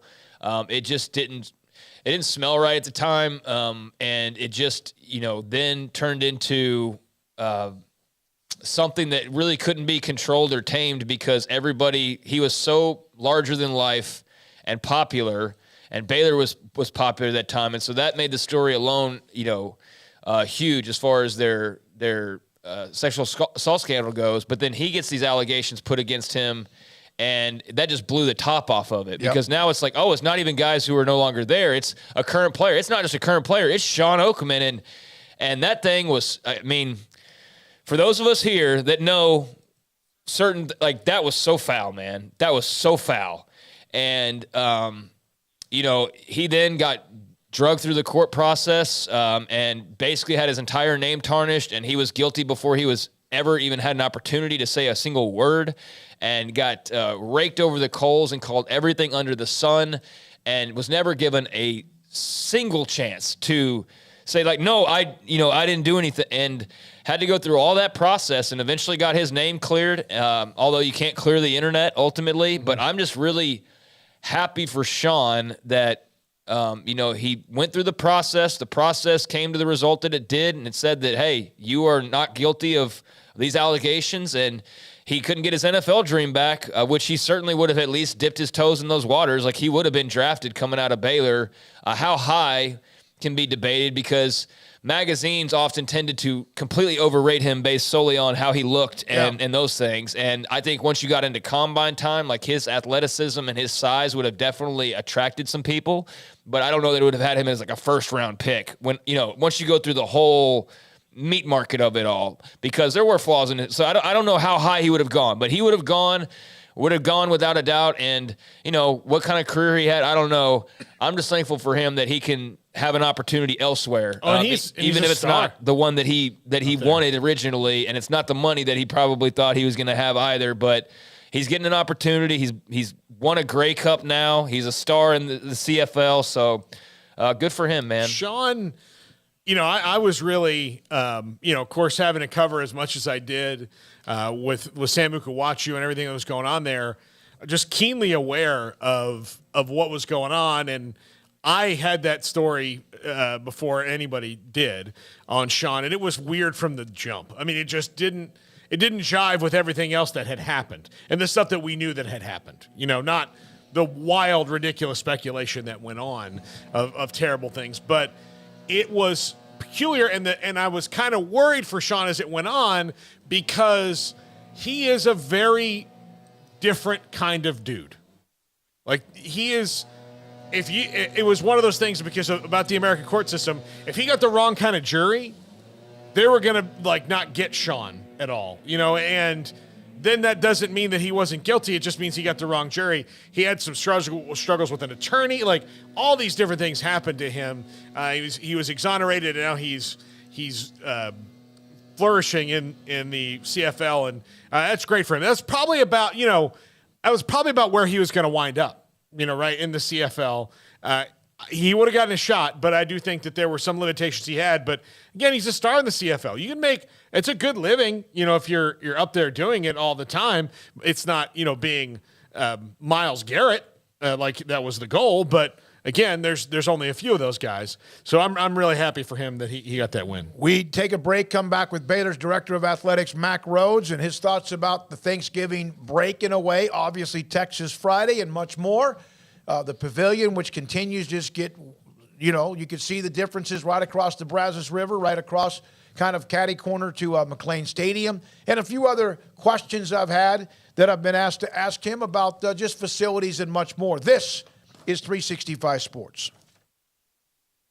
Richard Carr, Buick GMC Cadillac, got a lot of great deals going on right now at Richard Carr, as they are the people that you can count on, and they've been that. They continue to be that, and I can tell you firsthand that they are that as far as my experience goes, because I've had my time to go over there and have my car fixed up and have the offers thrown my way as far as what they can do to fix up your vehicle, keep it maintained, keep you driving in a safe ride, and just keep you happy on the roadways. They are definitely the people that I've counted on and will count on for various things in the future. But if you are counting on getting a new car here pretty soon, or even a pre-owned car, just needing a new vehicle, they are the people that you can look to once again. Rich Carr has trucks, SUVs from the GMC line available all over the lot. 2022 Sierras, 2022 Acadias, Terrains. They've all arrived. They're waiting for you to test drive today. There's Cadillac XT4s. There's Cadillac XT5 SUVs also available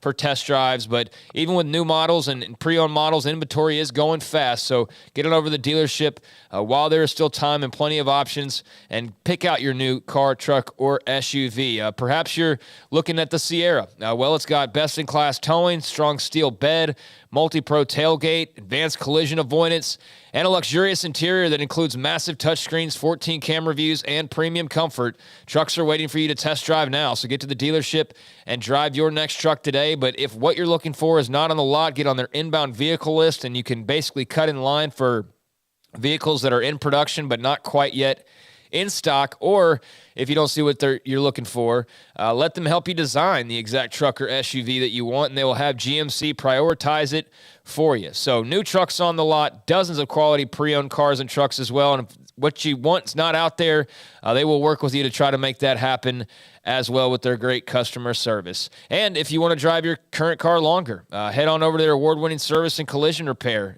Get on the website, see their service specials, and set an appointment for quick and reliable service from the dealer you can count on for 23 years in Central Texas. Richard Carr, run by proud Wacoans, proud Baylor Bears. Log on to richardcarr.com today. Call now or go see them now off Highway 6 at the Imperial exit. Genco's Black Friday Cyber Monday auto loan special is here. Apply for your auto loan online and receive a 0.15% loan discount. Plus, every auto loan gets 90 days with no payments. Then have a chance to win 90 more days with no payments. Black Friday Cyber Monday only at Genco. This special runs till December 2nd. Every online application gets an additional discount plus 90 days no payments. Only at Genco. Subject to credit approval, membership eligibility, and loan policies. For more information, go to gencofcu.org. Member NCUA. Three Nations Brewing Company has 16 different beers on draft with a new beer every Friday. It also offers 2 air-conditioned tap rooms, a large indoor beer hall, a second-floor mezzanine offering a great overview of the brewing company and equipment, and patio where you can relax under the shade. Plus, you can now experience the new Three Nations Beer Garden Grill on our shaded patio. Grab a cold beer and enjoy a bite from our freshly prepared and delicious menu. Street tacos, quesadillas, freshly cooked burgers and dogs, and veggie burgers too. Nachos and so much more, all prepared and cooked on site. So come visit the award-winning Three Nations Brewing Company on East Vandergrift off I-35 in Carrollton.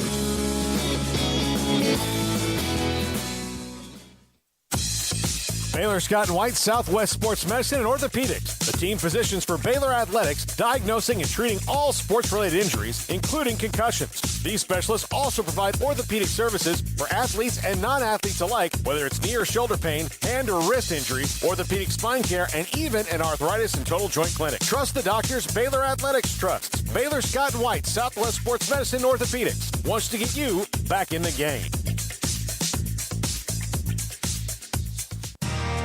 How did Edward Jones become one of the biggest financial service companies in the world? By not acting that way. Financial strategies, one-on-one advice, it's a big difference. And that's why Brad Wilson, your Edward Jones financial advisor, makes sense of investing. Experience the difference for yourself. Brad Wilson, 250 Sharon Drive in Woodway, 254-776-4337. Edward Jones, member SIPC. Hi, this is Paul Catalina. I recently got engaged to the love of my life, but the most important thing that I had to do before I popped the question was get that perfect ring.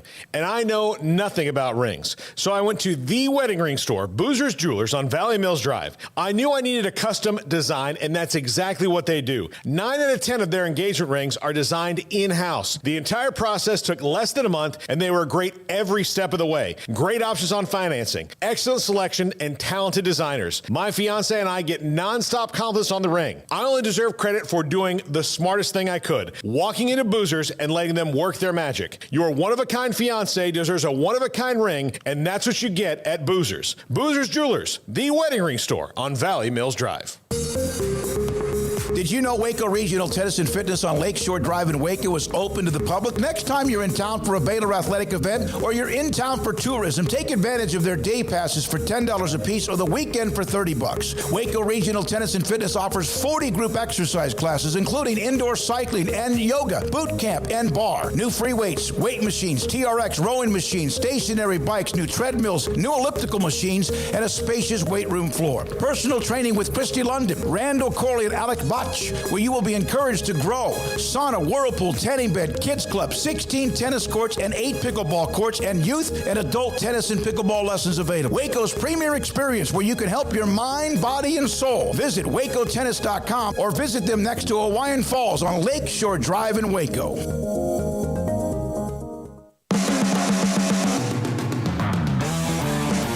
Welcome back to Sikkim 365 Radio. Our weekly segment with Baylor Director of Athletics, Mac Rhoades, is brought to you by Edward Jones Investment Brokers, Ben Erlinson, Brad Wilson, Cam Heathcott, and Chuck Verno. Edward Jones, making sense of investing. Mac Rhoades, Director of Athletics at Baylor, with us 365 Sports with Craig Smoak, Paul Catalina, and I'm David Smoak. Mac, thank you very much for your time. Had it not been that men's basketball win against UCLA, would that have been one of the toughest stretches you've been through as an AD as far as wins and losses? Yeah, I probably would have. I was actually having that conversation with somebody who was just talking about, this has been a kind of a tough, stretch, a tough patch of games, within a really condensed amount of time, within, 7 days. 8 days, whatever it was. So, yeah. And, it made me realize, quite frankly, just how blessed we've been and how successful we've been. And, these are, ranked teams that have lost some games. And again, it made me really think about, never take anything for granted, and we got to keep pressing. I think the other thing it really made me realize and be,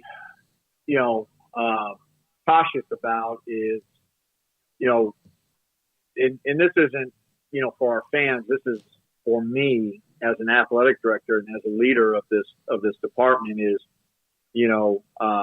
not to be so results oriented, but to double down and really continue to be process oriented. And so it just made me think about, hey, got to continue to double down on the process and make sure that the process is the very best it can be, that it's elite, that it's a championship process. Because if we continue to do that, the results will come. And so those losses hurt. They're agonizing. Saturday was agonizing, but just making sure that we don't lose focus and continue to double down on the process. So I hope that makes sense. Yes. Mac, what is it like in the offices after a loss like that TCU game that was so compelling and riveting the entire game, but a gut punch at the end? Yeah, I think, the right thing to say, the correct thing to say is we're gonna we're gonna let that one go and move forward. And it's time to move forward. Or we've got 24 hours to get that out of our system, and then we're gonna move forward because we've got an opponent in 5 days, and as far as I know, that game isn't canceled, or in 6 days, whatever it is. And so those are all the right things to say, and the right attitude, and the right mindset. But it's way harder to really do that and to live that out. And Sunday was hard. I'll certainly speak for myself. Sunday was really hard for me. I was in the office Sunday morning, and Coach and I, and just interacting with some other coaches, you could just see it and feel it. And so, that's a process that you work through, and it's a process that you work through, not only as a staff, but with your student athletes. I do think by the time we got to Monday, we were in a much better place. We obviously have to be. We've got a great opponent, at Texas, and we haven't won in Austin since 2014, and so it's a tall order, and we need to be prepared. But it's hard. It really is. That's reality. You can ask Amy. We had company, staying with us, and Saturday night I wasn't much in the mood for company or visiting, or that was a tough one. Yeah, I think it probably stuck with a lot of people, Mac. It wasn't just you that felt probably like that on Sunday, but it probably just was a part of everyone saturated with it, with the way it went down and so close. And that win, you won the game, even though this has been a disappointing game based on expectations and also the standard, would that have at least softened the blow of so far what has been this football team? Yeah, I appreciate that question. I don't know, probably, up until your next game, right? And I just think that's the way it goes. And the margin of error between winning and losing is so razor thin, and particularly I think in this league, the Big 12, particularly this year. And but man, the difference in the way you feel is unbelievably amazing. The whole wild world of sports, the thrill of victory and agony of defeat. Well, that was absolutely the agony of defeat. But those are lessons that we as leaders. Those are lessons that our young man's got to learn. That even after agony of defeat, you gotta find a way to pick yourself up, learn from it, grow from it, and be ready to take on the next challenge. And so I think we'll do that in Austin, and look forward to it on Friday. Mac, how do you feel like your head football coach has been able to manage, obviously what's been a mix of, yes, a lot of veterans that created a lot of the expectation for this season, but also clearly a lot of growing pains that also come with various other parts of the team and younger guys having to step up. Obviously, it's been challenging, but how do you feel he's been able to navigate the highs and the lows and trying to, as a head coach, not be too high, too low, so to speak? Yeah, I think that's his sweet spot. Quite frankly, I think he does that stuff really, really well. And it's hard to speak to that, and it's hard for people like our fans and even you all in the media to get and understand that the amount of work, the amount of time and effort he puts into that and is intentional in terms of his conversations.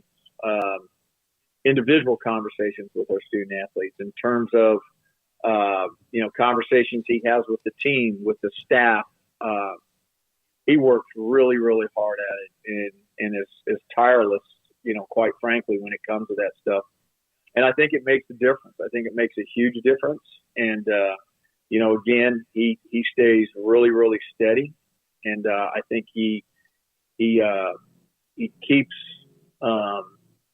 our young men focused on the right things, as well as anybody that I've been around.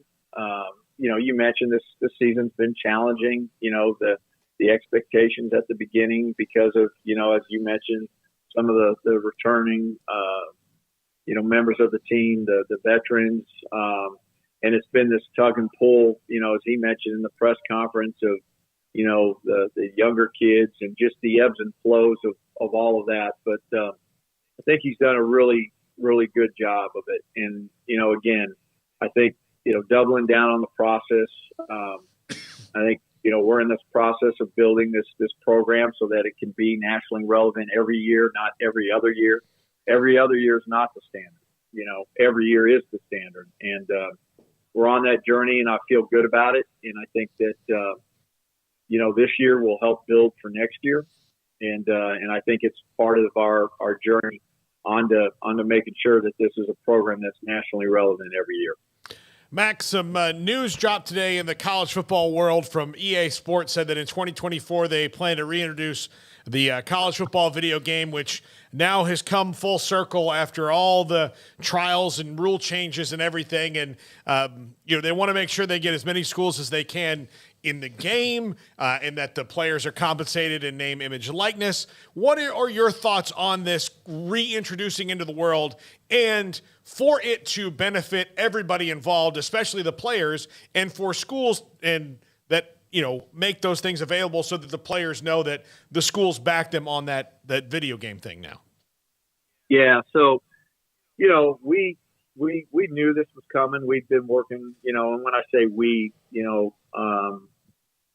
college sports, FBS programs have been, working with EA Sports since probably January of 2021. I think it was in February of 2021 where they, publicly confirmed the return of the game, and people weren't quite sure. And so now we do know it's summer of 2024. I think it's going to be pretty wild, pretty cool when you think about some of the things that, that are going to be within the game and, including recruiting and transfer portal and, using real college football players in the game and just the technology and all of that. So I think that's going to be really, I think, fun for the users, et cetera, and exciting and make the game, better than it's ever been before. I think, there's still information that we don't have really. What was released today is probably most of what we know. Obviously Baylor's expressed, provisional interest and, our conceptual approval and, participating in this. And, we've provided creative assets and all of that. But what we don't know is, how the our brand will be represented and how the name, image, and likeness piece will be handled to more specific to your question. And so, we're going to want to make sure that our student athletes, are compensated for it through name, image, and likeness, but yet those details are still pending and we're still waiting. And, I think it's going to be or potentially be a great opportunity for our student athletes, but we'll wait and see. And, once we know some of those details and we get comfortable around them, I think we'll be ready to move forward, at least, from Baylor's perspective. But it is important to us that there is a mechanism through name, image, and likeness for our players to have some return. Mac, the new pavilion goes a little bit, every day a new nail is nailed into a piece of something or metal, concrete, whatever. It's going to be a capacity, I think, like 7,500 or whatever it is. How much of that number will actually be available to the general public if they want to buy tickets to a game? Yeah, so I want to be, really clear on how we answer it. Smoak, you mentioned the capacity of 7,500, and that is correct. Plus maybe a few dozen seats, north of that. The final number, still working on. all of the seats, okay, will be reserved seats, okay? So meaning there's not going to be a general admission section where you can purchase a single game ticket and walk in and sit anywhere within that section. So I hope that makes sense. Mm-hmm. Every seat will be reserved. So if you buy a single game ticket, you're going to buy it for a specific seat and have to sit in that specific seat. Unless we get into standing room only and some of those things. And then, right now, how many single game tickets will be available? I think that's, something that we're still working on. That's fluid. Will there be single game tickets available for the public? Yes. But how many, is going to depend upon a little bit of where we land in terms of the season ticket capacity. And as we, still continue to work on the final seating manifest. And so we're still in the process of doing that as well. So I hope that answers the question. Yeah, it does. I'm sure, because whoever can't maybe do or is not a part of the Bear Foundation or whatever the various levels you have maybe want to buy a handful of tickets. And I was asked to ask you that question. Dre Edwards from the women's basketball team, obviously they had the setback with Asia Blackwell. What is her status? What's going on with her eligibility for Nikki Collin? Yeah, I think that's a work in progress in terms of the transfer and just in general. Anytime a student athlete transfers in, it's you go through the exercise, the process of how many of those hours are countable, toward a Baylor degree. And, Baylor, not dissimilar to many other institutions, there's a minimum requirement of hours you have to get your degree from Baylor. And so that's part of the calculation and what is counted toward degree progress and toward being eligible to play. And so, she has an opportunity potentially to go through all of that and meet all of those requirements. Once we get on the other side of the calendar year, but there's some things that we'd have to work through in terms of the NCAA and transfer process. So all of that is in progress and in the works. And obviously we don't have anything definitive at this point in time. Can she play next semester, you think? There's a possibility, yes, but there's some things that I just spoke to that need to happen in order for that to occur. We're hoping. She's been a great addition. She's a wonderful young lady. I think she's right now academically she's doing tremendous. She's been a great teammate, and I know that Nikki is really, really happy that she's part of our program. We're about a week away from December. Will the Big 12 schedule be ready by then? The football schedule for next year? Yeah, it is tracking. Maybe delayed by a week, maybe, but certainly expected. I would expect it in the first half of December. Last question, Thanksgiving Thursday. Other than the fact you're thankful for a lot of things at Baylor, meeting the three of us and being on this show as often as you are, is that the most thing you're thankful for? Oh, without doubt. Without it's family, and then it's you three. So I will say this all joking aside. I am grateful for the three of you and the opportunity you provide me and Baylor Athletics to talk about our athletic department and our unbelievable staff and coaches and most importantly our unbelievable student athletes. And you guys provide a way to connect with our wonderful Baylor family, our fan base, which I continue to believe is the best in the country. And, you know, certainly wishing all of the Baylor family, all of our fans and friends and everybody a wonderful, wonderful Thanksgiving. Mac, thank you very much. Good luck Friday. Thanks for your time, and including tomorrow with McNeese State and elsewhere as your teams take care of business this week. We appreciate your time. Happy Thanksgiving to you. Happy Thanksgiving. All right, that's Mac Rose, Baylor Director of Athletics. I asked about Dre Edwards, who's a really talented player, because they're now down with Blackwell hurt and trying to get her eligible. It looks like that could still take some time into the next semester for sure. And then, you know, again, how long does it take for AD, fan, whoever, to get over how that game ended if you're attached to Baylor in any particular way? The EA Sports question, he's ready for that. Not the question, but ready for, they've been kind of planning for that. It was just a matter of when. Anything else to summarize from what he said? Craig Smoak and Off the Radar, JJ Joe at just after 5. This is 365 Sports. Alan Samuels, Dodge Chrysler Jeep Ram Fiat, Ted Teague, who listens and watches what we do. We appreciate him, one of the sponsors from day one in April of 2020. We appreciate Alan Samuels. And right now, the Black Friday sales event continues. You could save a ton on the new 2022 Ram 1500 Crew Cab. Total value is up to $4,250 with 2.9% financing for 72 months. That's right, 72 months, plus an extra $500 if you're attached or involved in being a first responder. Bonus cash to that as well.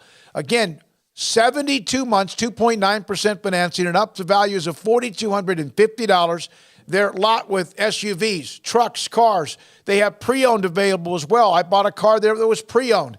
Alan Samuels with AJ, client manager. He's someone that if you're looking to look and test drive or whatever you're trying to find on the lot, he's who I suggest. But if it's not available, he's not available, they got a great staff and they will help you out from top to bottom. Everything they do, their service department is fantastic. Alan Samuels, Dodge Chrysler Jeep Ram Fiat, Loop 340 and east of 84 in Waco.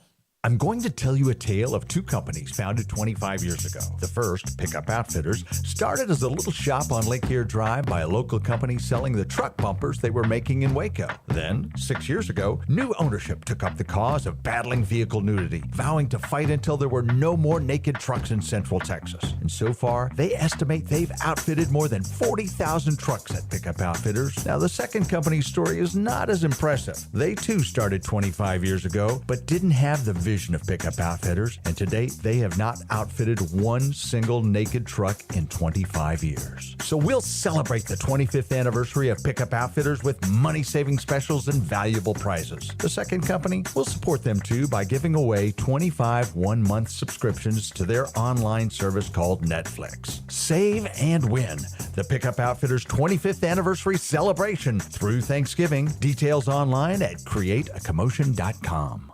With so many companies and policies out there, it gets so confusing shopping for insurance, and I never know if I'm getting the policy that's right for me. Luckily, I met the team at the Niche Group Insurance Agency. With the Niche Group, you can go to one company and get access to coverage options from many insurance carriers, and you get to speak to a real person about your specific coverage needs. With the Niche Group, I know I'm getting the right coverage at the right price. If you need insurance, talk to the experts at the Niche Group at 1-800-258-8302. Do you or your kids get nervous about going to the dentist? Stonewood Dental, Dr. Steve Childress, he can help. I've spent a career taking care of patients who as children had bad experiences, and now they're adults that hate going to the dentist. If I get a kid at 3 years old and they come every 6 months and it's a happy experience, it's normal for them. Now they have an accident at 6 or 7 or 8 at school. Now they have a broken tooth or a trauma, and they have to come here. They're used to lights, they're used to water in their mouth, they're used to experience, they already trust us. It's amazing what we can do with that kid without it being a negative thing. But if I see a 6 or 7 or 8 year old that's never been to the dentist, and now they have a trauma or an unfortunate unexpected toothache, it's harder to do that for that kid and it not be somewhat of a negative experience. So bottom line is I try to teach kids and adults and teenagers and everybody the way I'd want my family treated, which is where it's a necessary part of life. You just take care of it. It doesn't have to be that big a deal. Learn more, stonewood-dental.com. Shorty's Pizza Shack at 12th and Bagby is a homegrown, locally owned pizza place that's out of this world. Everything from the dough, the sauce, the sausage topping is made fresh in-house. Not to mention the amazing pizza pillows, the chicken wings are to die for. Try the Sikkim sauce, chili cheese fries or tots, plus great specials on food and drink every single day. Shorty's is also the perfect spot to watch the game with your friends. Shorty's Pizza Shack at 12th and Bagby. Tell them Paul sent you by. Stepping into a new pair of boots is great, but stepping into the boots of a U.S. Army officer can also add confidence and leadership skills to your son or daughter's career path. There are more than 150 occupational specialties to help them find the best fit for their future. See all the things your son or daughter can achieve in our boots at GoArmy.com. U.S. Army Waco Recruiting Company, 254-598-8131 or 254-776-1543. Riverbend Liquor and Wine, Lakeshore Drive and North 19th Street, right behind the bank, is a hidden gem in Waco. If you're a fan of bourbon, especially local Texas bourbons, that's where you gotta go. Balcones, TX, Devil's River, whatever it is, they've got it. Riverbend Liquor and Wine, plus the best selection of craft beers in Waco, seasonally churned out throughout the year. Whether it's spring, summer, fall, or winter, Riverbend Liquor and Wine, best selection of craft beers, a speedy drive-through window, and excellent customer service. Find out more on Instagram or just go by and see them. Lakeshore Drive at North 19th Street behind the bank.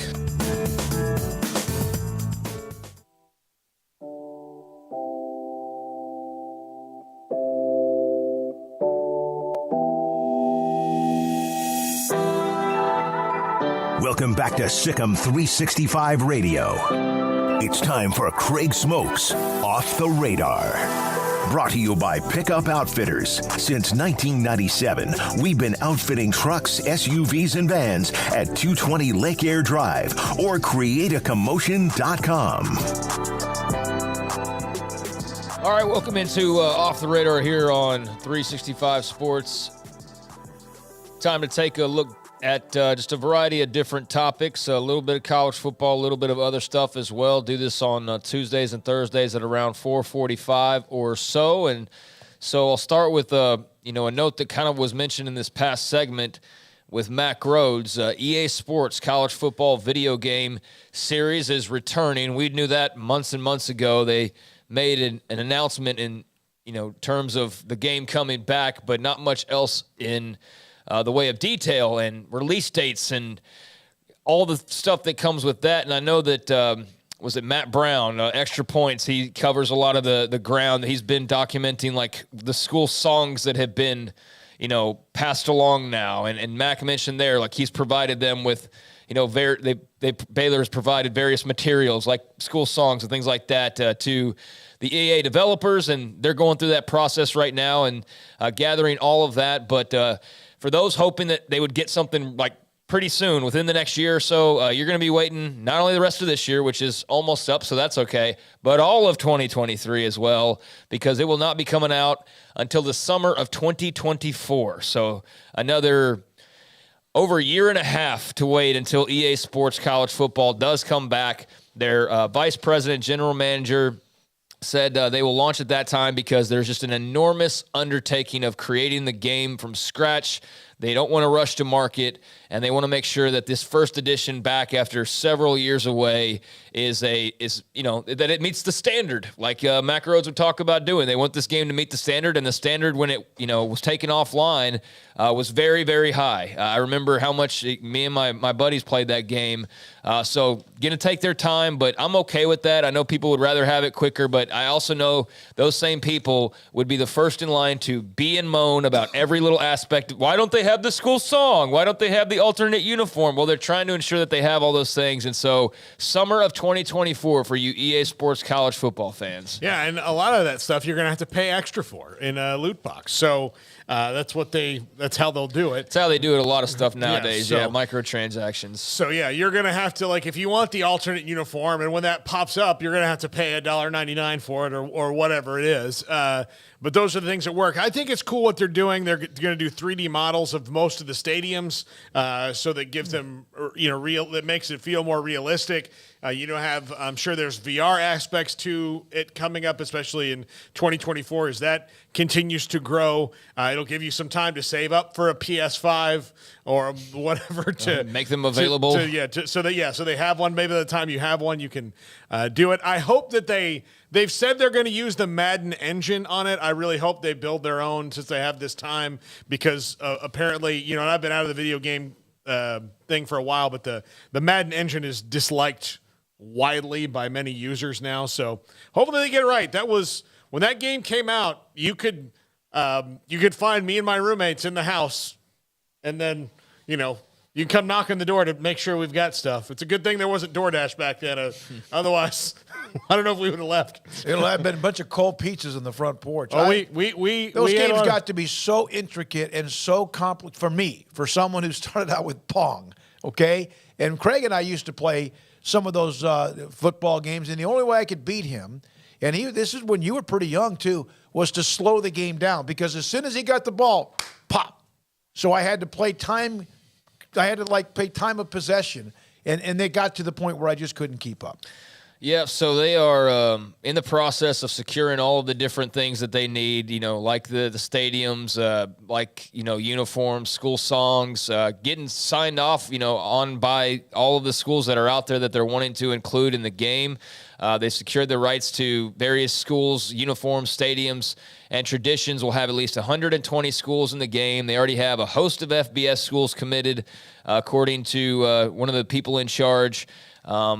But would not say who has yet to sign, wouldn't confirm whether or not Notre Dame had signed on. And you would think that just about everybody will eventually. But the big hang-up, guys, I think, is the whole name, image, likeness thing. Yeah. That's what they're trying to figure out, I think. And that's the biggest probably roadblock to getting this game out any sooner, in addition to just all the information they're having to gather. Because, again, they're starting from scratch. This is not taking the last edition, sprucing it up, and just going with it. They're starting from scratch, and so this is going to be brand new, although in the same vein.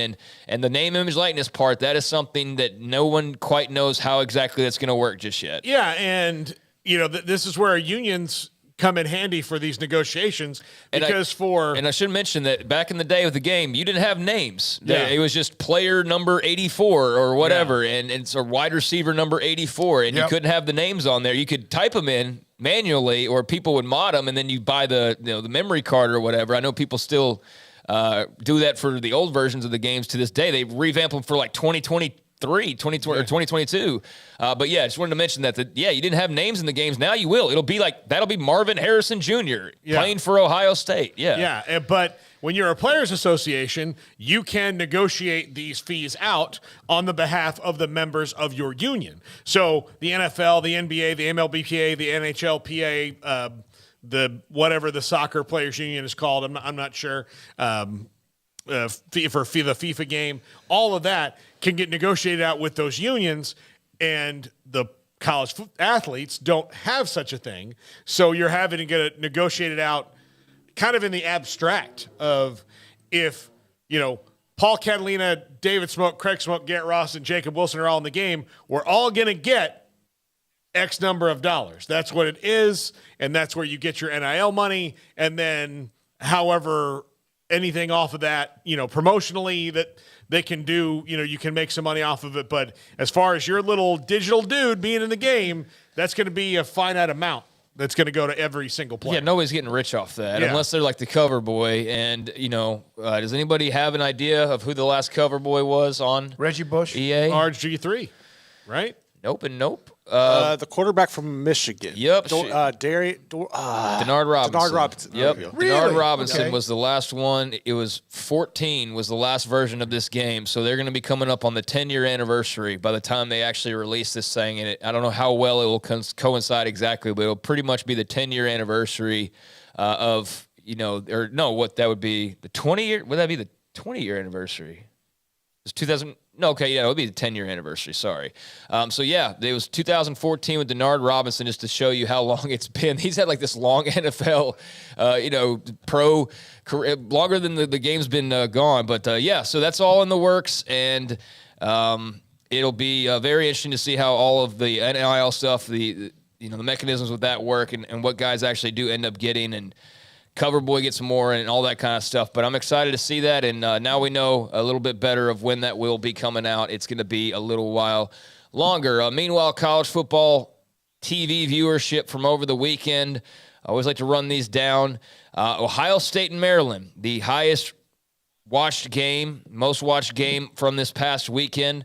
3:30 spot they had on ABC, ended up registering 6.6 million viewers. Buckeyes and Terrapins, and Ohio State, just a juggernaut of a brand. They're always up near the top of these things. And you think that bodes well for probably the rating for Ohio State and Michigan this weekend, as it's going to be obviously main stage, big hype. Obviously, huge implications, already tons and tons of tradition. But those two, each having the two highest rated games last week. Ohio State, Maryland at 6.6 million. Then Illinois and Michigan on ABC, which was the lead-in, the noon kickoff. 5.47 million for Wolverines and Illini. Tennessee, South Carolina drew the third most watched game. 4.87 million viewers on ESPN. USC, UCLA. 4.53 million viewers. Georgia, Kentucky, 4.48 million viewers. And TCU, Baylor, 4.35 million viewers. So you had 6 games go 4 million or above, 2 games go 5 or above, and 1 game go 6 above. That was, of course, Ohio State, Maryland. But, yeah, TCU, Baylor, 4.35 million. Obviously a huge number for those two programs, and a lot to do with TCU's being unbeaten and trying to be in the playoff discussion. So I think you had a lot of outside interest in this one. Plus, it was a great game all the way into the very end. It was also on the Big Fox. And it was on Big Network, which, of course, makes a difference. And that was something that we pointed out a lot when talking about ratings during realignment. So, yeah, very, very healthy number for that one. Bedlam, despite that being probably the least interesting matchup between those two teams in quite a while, 3+ million viewers for that game. So, yeah, pretty healthy numbers. Nothing just gigantic jumping off the page, but we'll see what that looks like next week. Well, like that Ohio State-Michigan game it's going to be massive. But that's how most television works, right? Right. And that's I think, what college football fans need to know. Like, oh, we got this number for this game. Well, yeah, but when you played a lesser team, the number was the same as everybody else. And what television knows that we haven't figured out as a viewing public yet is if they put it on the biggest station available, it doesn't matter what it is. We're watching it. Yep. Like, we're going to go, or more people can. Yeah. And that means some exactly. of them We're going to watch it. So, Yep. So, good numbers. Like I said, more than a handful over 4 million, and can't wait to see with us closing in now on the end of the season and having some of these big marquee matchups to close us out, especially that Ohio State-Michigan game. It's going to draw massive viewers. Speaking of massive viewers, NFL-wise, Cowboys-Vikings, not a game that was ever really all that competitive. Cowboys won 40-3, but you talk about exposure. It was shown in 90% of the available markets, despite it being a 40-3 football game. And despite it, eventually getting cut away from there towards the end, despite all of that, largest audience of the season and second largest overall on CBS. Previous week, you had Cowboys against the Packers, and that had 29.17 million viewers for Fox. So the Cowboys have now, per Sports Media Watch, headlined the 3 most watched windows this season. You had this past week, NFL national window on CBS with the blowout of the Vikings. Then the game that I mentioned with the Packers that was on Fox. And then week 2, Cincinnati. That game came in at 27.39 million. So, hey, guys, believe it or not, the Cowboys are still a ratings draw. 3 top most watched windows of the entire NFL season. And they get Thanksgiving with the Giants. Yep. That'll be a monster draw. One of the, 3 games on Thanksgiving Day. You have the Cowboys and their logo and brand, and coming off a massive win. And then you have them against the Giants in that market. That's basically alone. That's what I'm going to start, because the Cowboys won a Super Bowl in so long. I'm just going to start going, well, I mean, they get the best ratings. Yeah, or you have a larger endowment. I know. I mean, I have the one of the richest owners and the most valuable sports franchise. Like, what do I need? Actual wins and championships and joy. Yeah, I don't need that. Big TV people ratings, are still baby. watching and they're paying a lot of money. Yeah. Yeah, but they are still a massive draw, so no surprise there. But worth mentioning just how much of a draw they are this year as they're winning games, and certainly that was a massive blowout this past weekend. All right, a scattering of notes here, college football-wise, to close this on out. A big name in the transfer portal now. Alabama running back Trey Sanders has entered the portal, and especially notable, not only because he's coming from Alabama, so you know he's pretty good, but he was the top-rated running back in 2019. He is listed as a graduate transfer, so congratulations to Trey Sanders on graduating and now being able to go and do his thing. But he's originally out of Bradenton's in IMG Academy. He signed with the Tide back as a part of the 2019 class, in which he was a 5-star rated player, a top 15 player in the country with offers from everybody, and was ranked the number 2 running back in college football and in recruiting that year, behind John Emery Jr., who would end up signing with LSU, but was also the number 2 player in the entire state of Florida, behind Nolan Smith. You may have heard him end up going to Georgia. So Trey Sanders, Alabama running back, is now in the transfer portal. Elsewhere tonight, we do have some college football. Ball State at Miami of Ohio. The winner will be going to the Bahamas Bowl. So some action starting at 6 p.m. Central on ESPN+. Also Bowling Green at Ohio on ESPNU starting at 6 p.m. as well. And in a not Division I level piece of news, but obviously notable, and especially, we're just talking about UMHB just the other day as well, but Wisconsin Whitewater's Kevin Bullis says that he plans to retire, one of the top, programs in all of college football. Whitewater is going to be looking for a new head coach. He spent the past 8 seasons leading the program, and who did he follow? Lance Leipold. So that job is now going to be open, and I'm sure that will be highly coveted. But, yes, Kevin Bullis stepping down as the head coach at Wisconsin Whitewater. So I'm sure there's already been some applications turned in for that one, and there will be many more to come as well. And those are a few things off the radar. Wow. Craig, you mentioned Michigan, Ohio State. Steve Snook just added this little nugget on the chat room. The 2006 Michigan-Ohio State game, Buckeyes won 42-39. was viewed by 21 million people. That's an NFL number. 21 million. And that was number one, I guess, against number one against number 2 in Columbus. 21 million. Steve Snook, thanks for that nugget inside of the chat room. The chat room is incredibly smart. Yeah, I said that. Some of you need to be sent to the timeout corner, but you guys have brought a lot of great information over the years. I just Googled highest rated college football game ever, and unfortunately there's not one that's been updated, an article that's been updated. The most recent I can find is from 5 years ago, so that's clearly been taken over. But as of 2018, FSU and Notre Dame in 93 drew an audience of 22 million as Notre Dame beat the Noles 31-24 out in South Bend.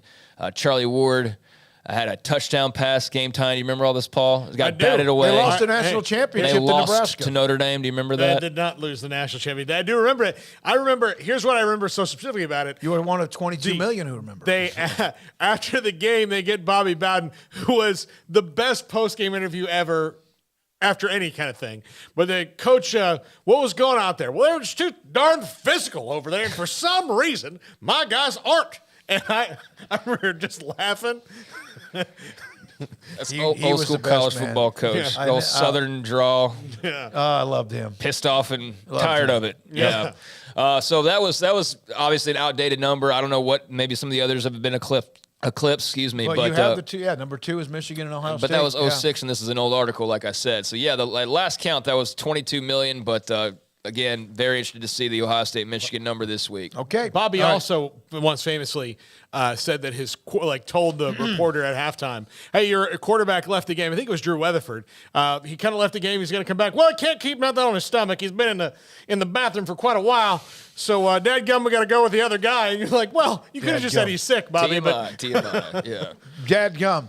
Hey, Texas Tech, the 21st ranked men's team, hammered Louisville, who's 0-5, 70-38 in Maui. Creighton and Arkansas, top 10 matchups coming up today. Also San Diego State and also Arizona, top 20 matchups in Maui. And so that's a little basketball update. Tomorrow, Baylor men play McNeese, 3 o'clock at the Farrell Center. This is 365 Sports, and J.J. Joe joins us. He's next.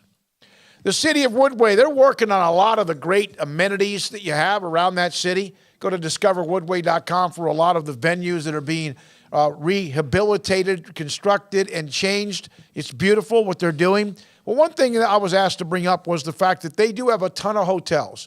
And back in the day, when the city of Waco didn't have many, the city of Woodway had built their own, 7 of them. In fact, there's the Spring Hill Suites, Staybridge Suites, Extended Stay America, Fairfield Inn, La Quinta, Best Western, Motel, even 6.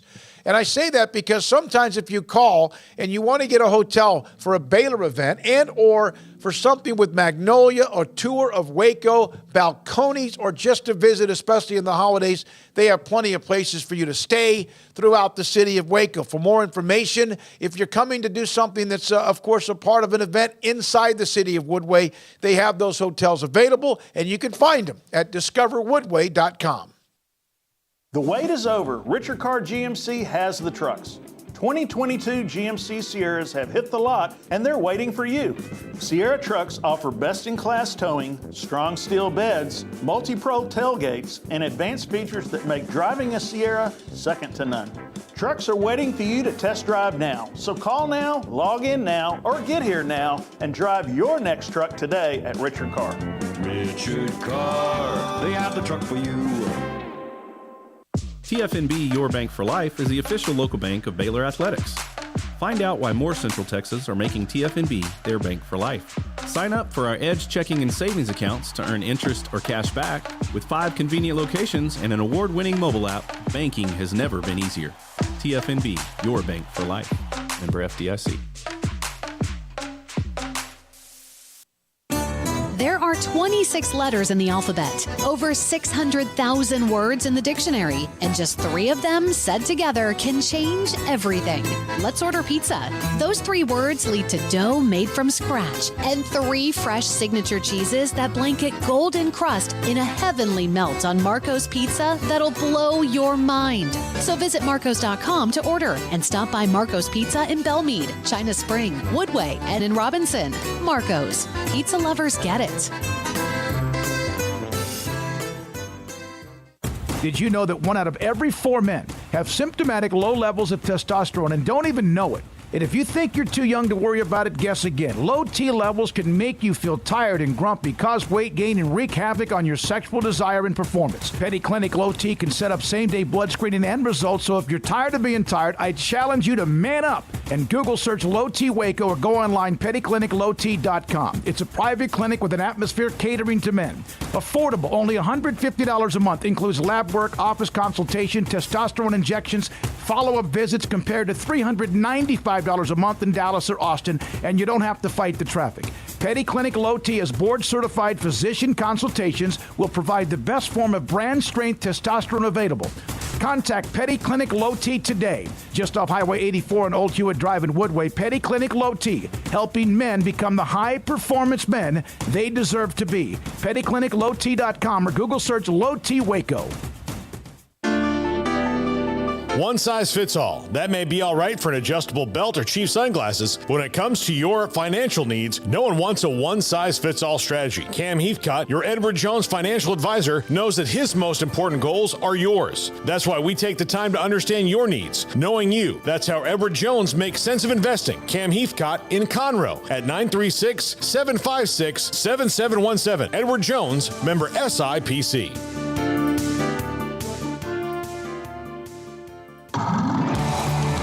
Waco Custom Marketplace is your home for holiday favorites for parties or time with the family, with various specials available while supplies last in store or ordering by phone, including 8 to 10 pound half spiral hams at $4.15 a pound, 12-pound pit hams at $4.35 a pound, 8 to 22-pound bone-in hams for $3.40 a pound, 14 to 16-pound whole raw turkeys at $2.85 a pound, and $4.80 a pound for 9 to 12-pound whole smoked turkeys, 6 to 8-pound mini pit hams for $5.99 a pound. Limit 4 of each item per customer. Call in advance to ensure availability or drop by Waco Custom Marketplace, 425 Lake Air Drive in Waco. Waco Custom Marketplace, your full-service butcher shop for customized orders or cuts of your favorite steaks or beef tenderloin or specially ordered prime rib roast. WacoCustomMarketplace.com.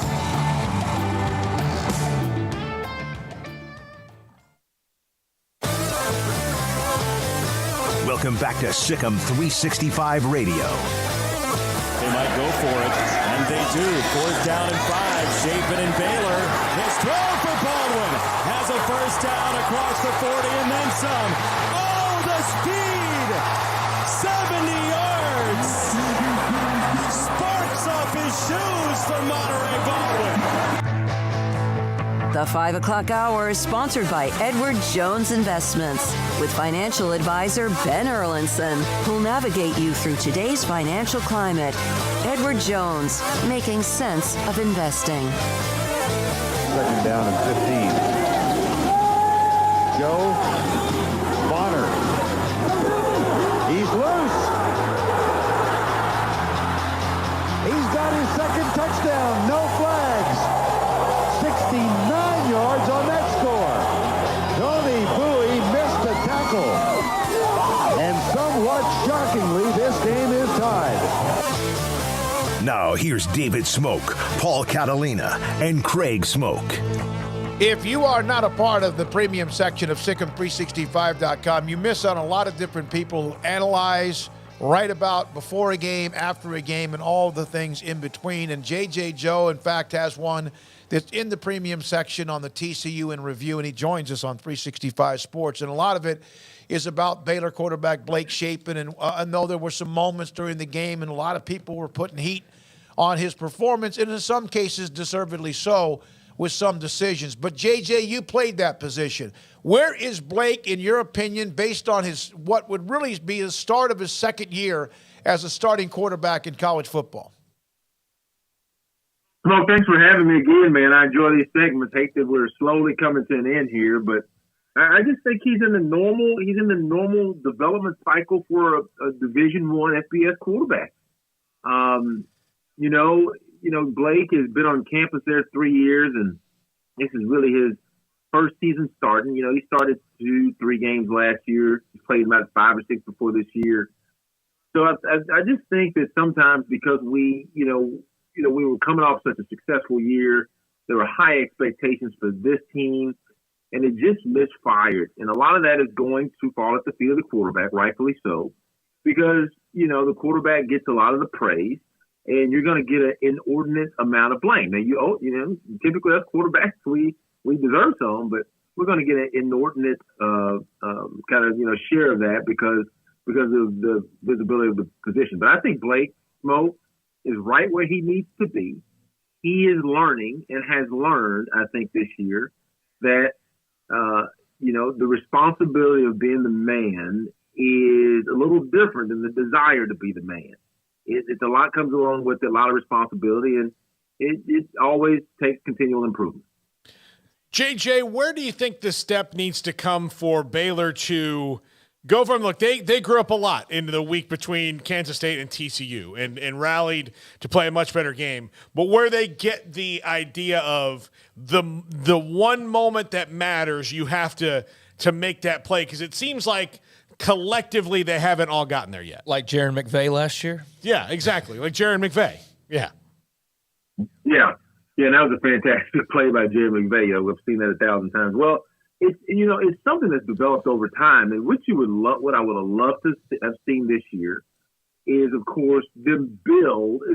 Not that you have a better record, but for them to build on those kinds of things that happened last year. The way Petrie played, the way Bernard played, the way J.T. Woods played, the way McVay played. You want to see them build on that.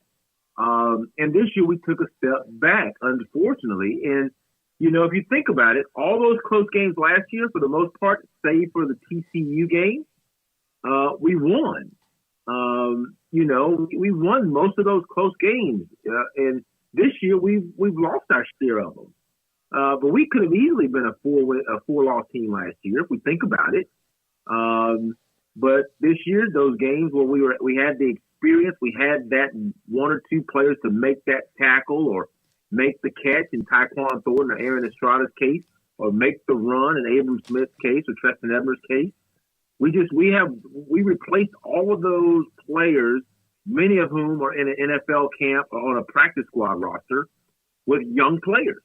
And so we're not making as many of those plays that we made last year, and thus you have 3 more losses. JJ, you've seen a lot of Baylor football games. This is not to like keep pouring on, salt into the wound, but where is that one for you in terms of just kind of that feeling of devastation and, oh man, it was right there. I have to imagine it ranks pretty high because that's certainly the feedback I've gotten from a lot of folks who've watched a lot of Baylor football over the years, even with the recency bias. Yeah, no, Craig, it's up there, man. But I'll say this. I don't know, and I'm going to put a context. The Michigan State game, to me, hurt more than this one did, unfortunately. And I know it's TCU now, but to me, that was going to be the first big bowl game Baylor won. We were like really taxing a Big Ten team that people thought, Big 12 football, all this stuff about the ball flying around the yard was just kind of, a lot of just like little pretty stuff. And then they came back and beat us. But this is up there. But I'll tell you this. As soon as we didn't get the first down, I knew we would not win that game. Because TCU and the talent they have at their skill positions in Max Duggan, Andre Miller, and he actually didn't play a lot at the end. I think he got hurt by that Al Walcott hit. DeMarcado came in for him, and then they had Quentin Johnson, who actually had to go out. But then they had a couple other young men that filled in for him. I just didn't think we would be able to hold them again. So the game is either going to be won or lost most of the time at the end of the game by your offense. And what I mean by that is that they either are going to hold the ball and milk the clock so much so that it makes it so difficult for the other team to score, or they're not. And on Saturday, we did not hold. We had a chance twice to win that game on offense. And with 4 returning linemen, running backs that are playing good football, a quarterback that, should be enough to kind of help us get there. We didn't get there. And then, of course, I think Duggan made the plays that you expect a veteran quarterback to make.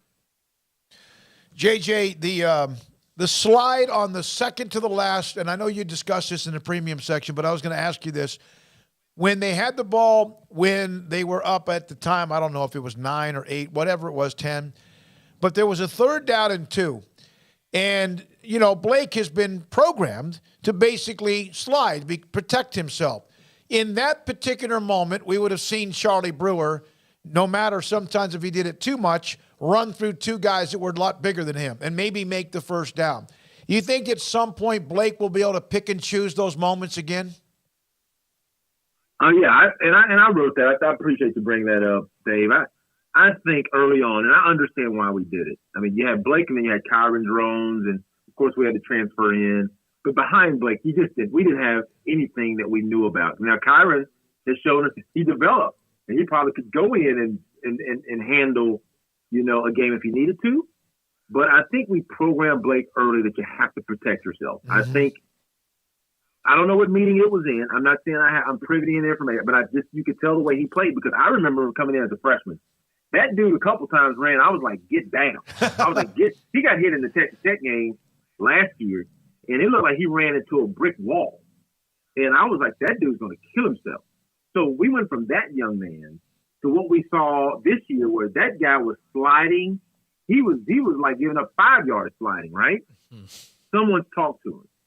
So, but I'm always the proponent that you got to let a quarterback be a football player. Now, you have to tell him, look, you got to be smart because in most instances, you playing the next play is more important than that first down or whatever.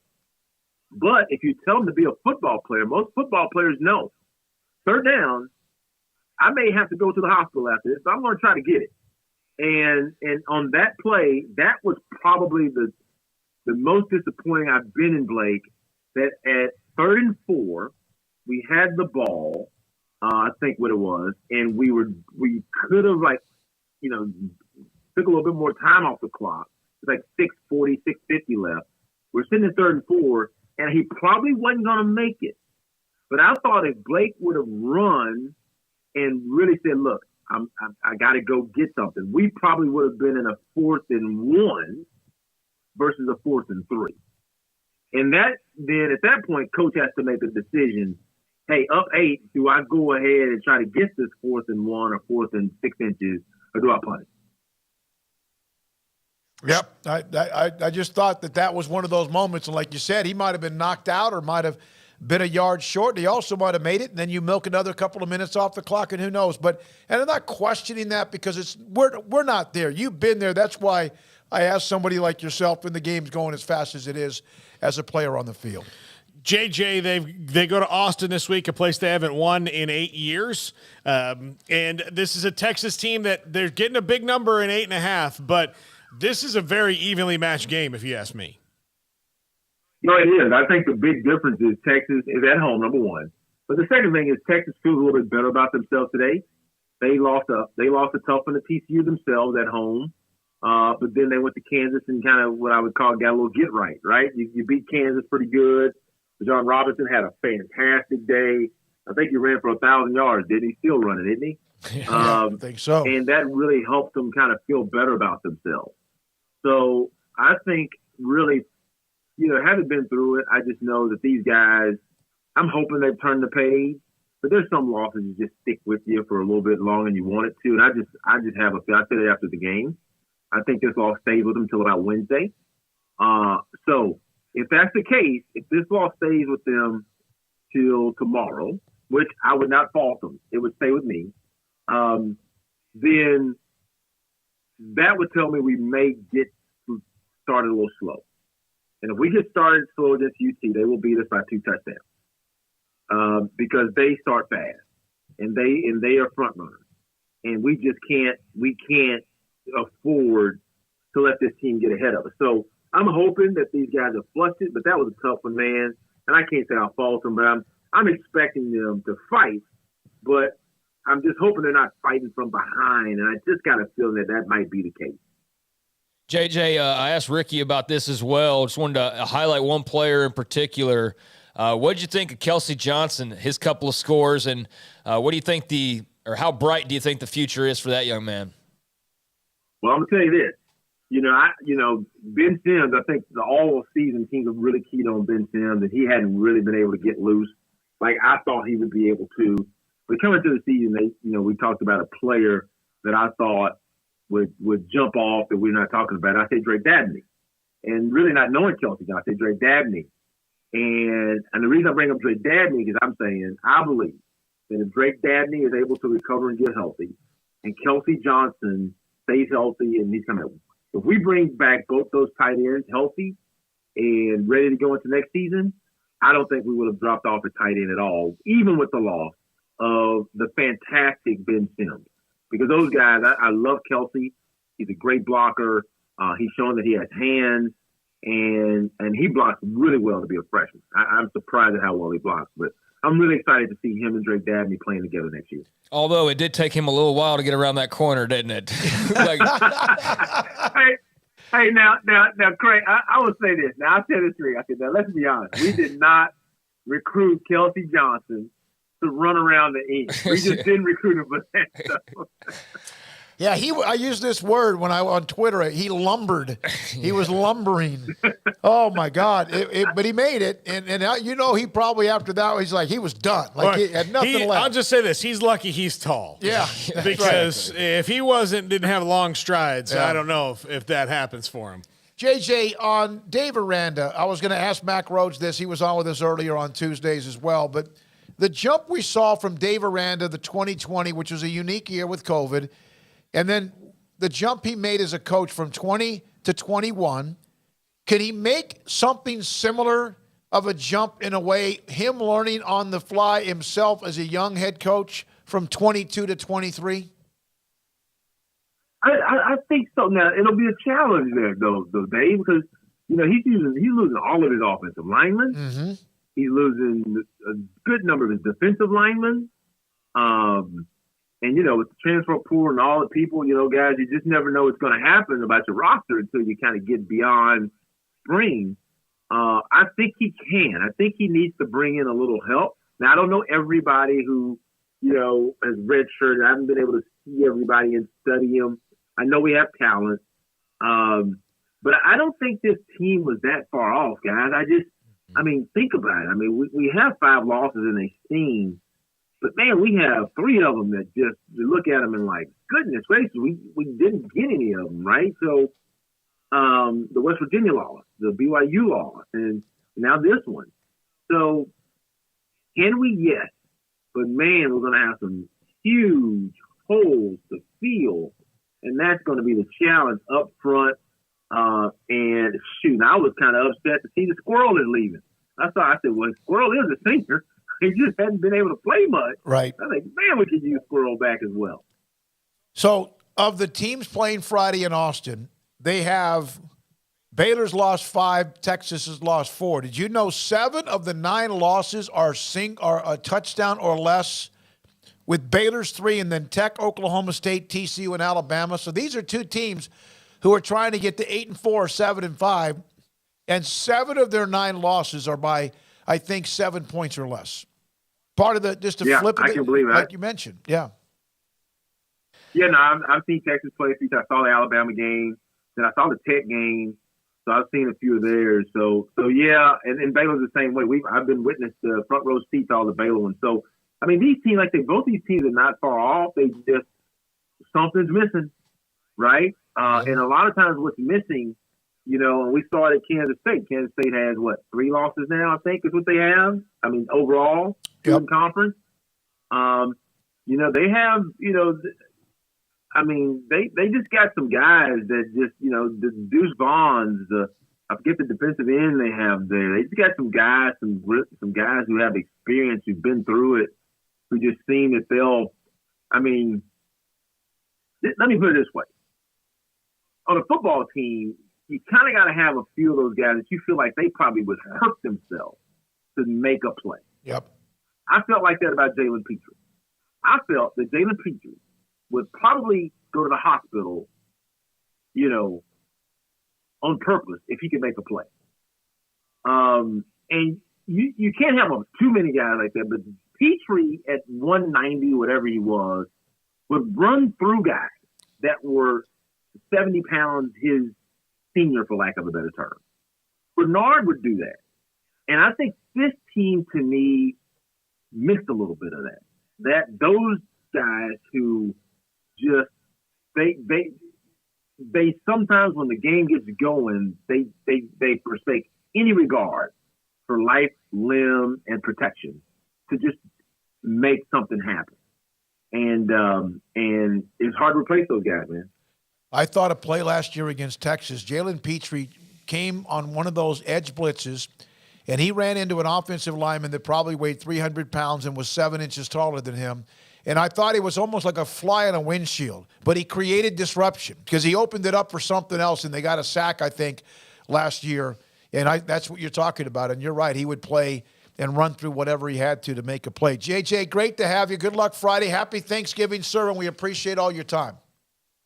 Hey, guys. Have a blessed Thanksgiving. You too. JJ Joe, radio, color analyst for Baylor Radio, former Baylor quarterback with us on 365 Sports. When we come back, John McLean, Hall of Fame writer, GallerySports.com and Houston 610.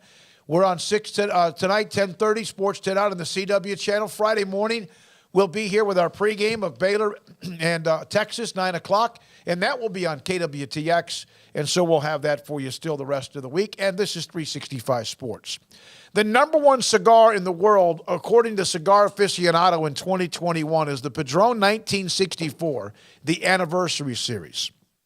And they have that cigar inside Don Humidor's 48-foot walk-in humidor. They have Padron and Cohiba, Ashton and Macanudo, Arturo Fuente, Rocky Patel, and Monte Cristo, and many, many others.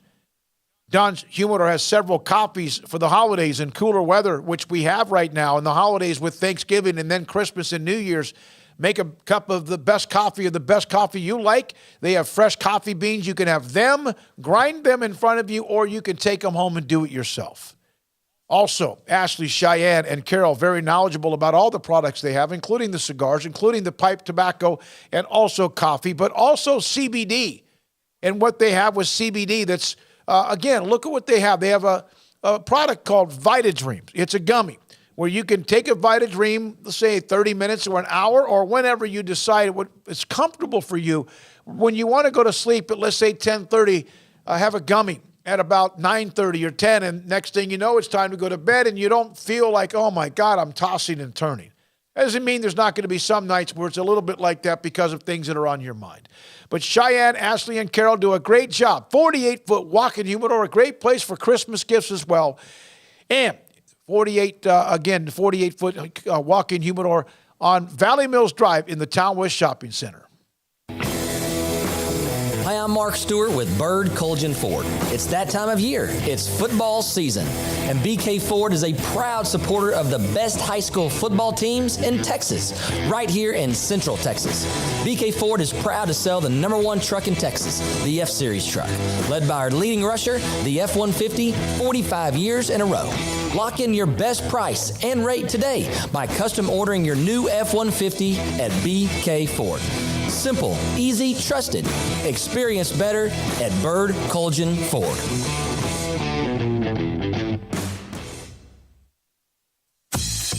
Baylor Scott and White Southwest Sports Medicine and Orthopedics, the team physicians for Baylor Athletics, diagnosing and treating all sports-related injuries, including concussions. These specialists also provide orthopedic services for athletes and non-athletes alike, whether it's knee or shoulder pain, hand or wrist injury, orthopedic spine care, and even an arthritis and total joint clinic. Trust the doctors Baylor Athletics trusts. Baylor Scott and White Southwest Sports Medicine and Orthopedics wants to get you back in the game.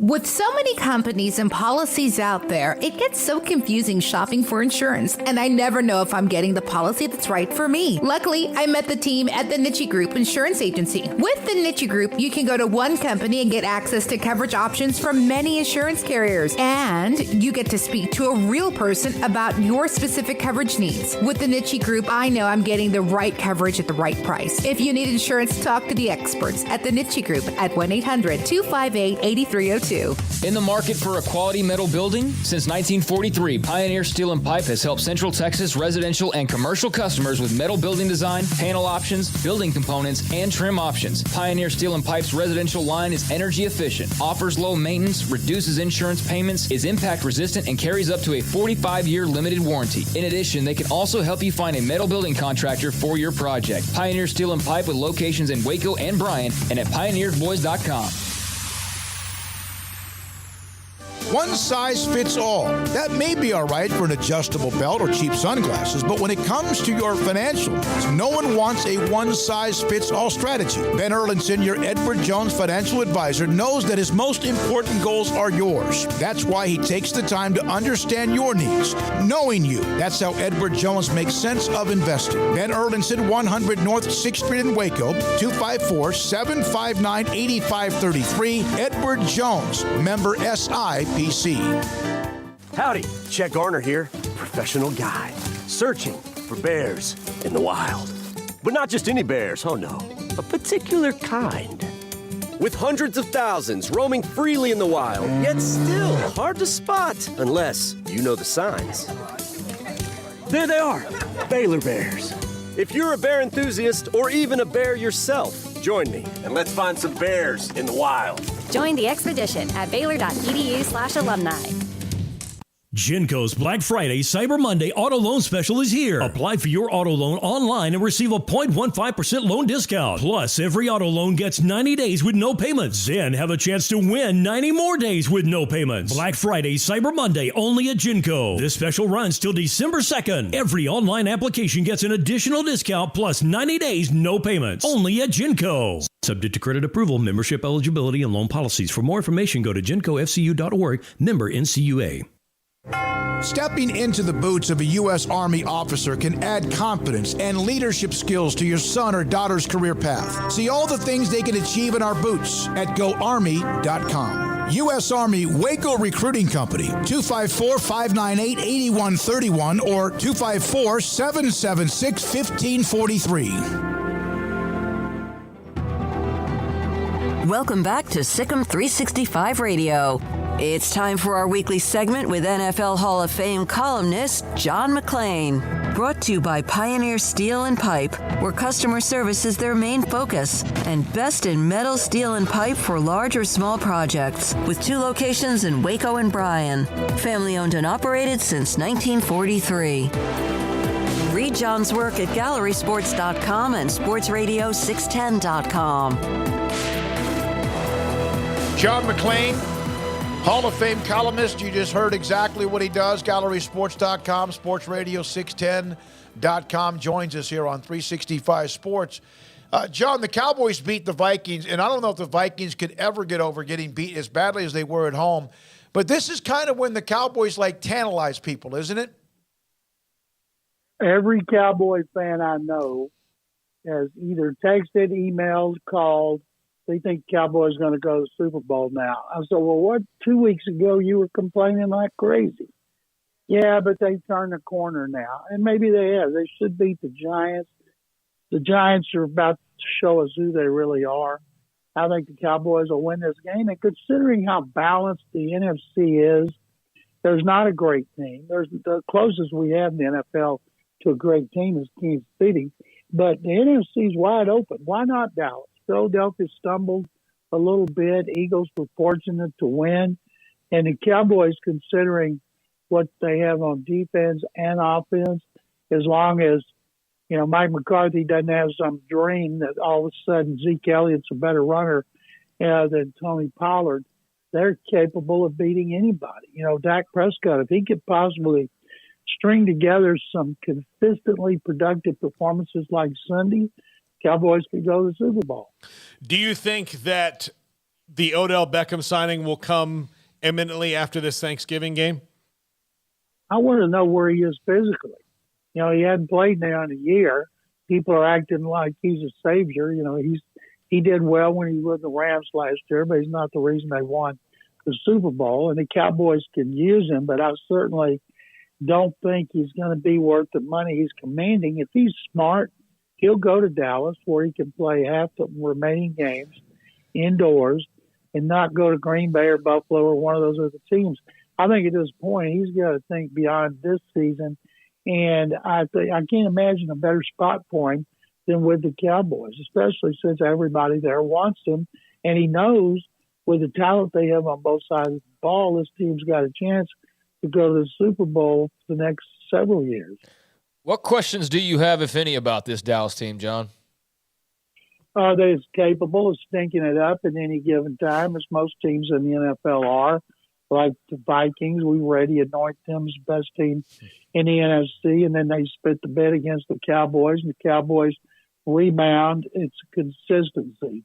There's not a really consistent team. Even Kansas City 2 weeks ago barely beat the Chiefs. Beat the Titans at home. We're fortunate to pull that game out with Malik Willis at quarterback. So everybody is capable of being beaten. When you get to the playoffs, you got to look at the quarterback. Cowboys should be highly motivated because the way they stunk it up in the playoff loss last year, nobody's going to want to play Tampa Bay with Brady at quarterback in the playoffs. And I would think Philadelphia, they loaded up their run defense with two really good veteran signings this week, and everybody's getting ready. And based on what I saw last night, San Francisco might be the best team in the NFC, and I'm sure the Cowboys will like another shot at them. Speaking of last night, that game was in Mexico City, and now the Germany and your thoughts about as they continue to branch out. And I forgot who it was. It mentioned it was an interview I was listening to that they're going to go back to Germany a couple of times again soon. It was such a success. 4 times. Okay, 4 times. And when NFL Europe was founded, Oliver Luck was the general manager of the Frankfurt Galaxy, and they were wildly successful. And the reason is there are so many military bases in Germany from the U.S. There's a lot of Americans living over there, and they were more than 800,000 requests for tickets in the stadium, in which 69,000 got in. And Germany is going to be great. In the old days, I'm not saying the old days, I'm talking about several years ago, the idea of playing overseas was to spread the brand, get people to buy merchandise. Now it's about gambling. All those countries are way ahead of us in gambling. Think about the money that the NFL can make from other countries that have had gambling for decades. It's all about gambling. And, of course, the income. And I think they want to play in Brazil. They want to play in Beijing. And there are other countries that want to play in Paris. And I think based on the success of that game in Germany, where everybody had such a great time, I think there's going to be more and more. John, I saw this note, and I don't know how I found it, but the Arizona had to relieve a coach, overnight from the game, or not overnight, I guess it was overnight, with Sean Kugler with the Cardinals, an incident in Mexico City. Have you heard anything about that? Well, he got fired right then. He didn't coach in the game, and he was their offensive line coach and run game coordinator. It had to be something really bad because when teams go down there, they have strict rules that the NFL's given them. Be careful where you go and what you do. And it'll come out what it was, but they didn't hesitate. You know, Todd Downing, offensive coordinator for the Titans, got a DWI after they came back after the last game, and they're not doing anything to him. So I'm guessing this was worse than drinking. John, I know that speculation will run rampant about the Texans coaching staff and all that moving forward. What do you expect them to do at the end of this year? That was, it's clearly about building for the future and, getting a high draft pick. So were the expectations for Lovie Smith to improve this team, or was it just to buy time until you can actually improve the team? The expectations were to improve this team from a 4-12 record. I predicted they'd finish 6-11. Right now, they may not win another game. They're worse than they were last year. People here want Lovie fired. That means they would hire another coach in 5 and 4 years. Bill O'Brien and Romeo Crennel in 20, David Culley last year, Lovie this year. The McNair family and general manager Nick Caserio, they don't want to fire Lovie. They don't want to have a reputation for 2 one-and-done coaches. They like him. People respect him. But I think the problem is Pep Hamilton, the offensive coordinator, is doing a terrible job. Davis Mills has regressed to the point he should be benched for Kyle Allen. I've been calling for that for 2 weeks, about to write a column about it. Let Mills go to the bench, put Kyle Allen in there, and if the play calling and the offense don't improve, they don't need to be great. They just don't want to have 6 yards in the first half like they did against Washington and 1 first down. That was the worst exhibition I've seen going back to when I started watching NFL in 1960. So Lovie hired Pep, let him hire all the coaches. Pep Hamilton's last job as a coordinator and a play caller was 2015 at Indy when he had Andrew Luck, and he was fired in November. So I think let him call one more game with Kyle Allen. If they're still bad, elevate somebody else to play caller, and I don't care who it is. I hope Lovie survives. If he does, he's going to need a new offensive coordinator. He needs to hire a defensive coordinator, not do it again. And should have first pick in the draft. Plus, they have 11 other picks. I got to ask you this. I know the Texans were terrible. I saw the game Sunday, but do you see Ron Rivera in Washington turning the corner a little bit? They get Chase Young back. I know that they're still probably among the most average of anybody contending for a playoff spot. Are they getting on a roll? Yeah, they've been on a roll. They've won 4 or 5 since Taylor Heineke went to quarterback. Ron Rivera said he will continue to be the quarterback. He's a game manager. If somebody shuts down their running game and makes them win passing, they're going to be in trouble. But they've got 3 number 1 picks in their defensive line. They combined for 5 sacks against the Texans. Left guard Kenyon Green from A&M, first-round pick, was abused so bad, knocked back so bad it looked like he's on skates. And I felt sorry for him. I wanted to hug him after the game. And so Washington relies on 2 running backs. I don't think they're going to make the playoffs, but people are excited, and they deserve it, especially with all the bad things that have gone on with owner Daniel Snyder. If he actually sells that team, they're going to get a new stadium down by where RFK was, and people are going to be so excited. John, it was a tough week for Baylor Athletics. The football team lost, men's lost, basketball lost Friday, women lost Sunday. Drew and company got the win Sunday afternoon, and they have Texas on Friday, so I guess that'll goose you up a little bit this week, huh? It will. I watched Texas just embarrass Gonzaga big time. They've moved in, one of the best teams in the country. It'll be fun. I still haven't gotten over the loss at the end against TCU, but I'll tell you this, if I had a choice, I'd rather lose to TCU than Texas, because you guys know you beat Texas, it's like playing a bad round of golf and then having a birdie sinking along, birdie putt on 18, and it makes the whole round seem better. Thank you, John.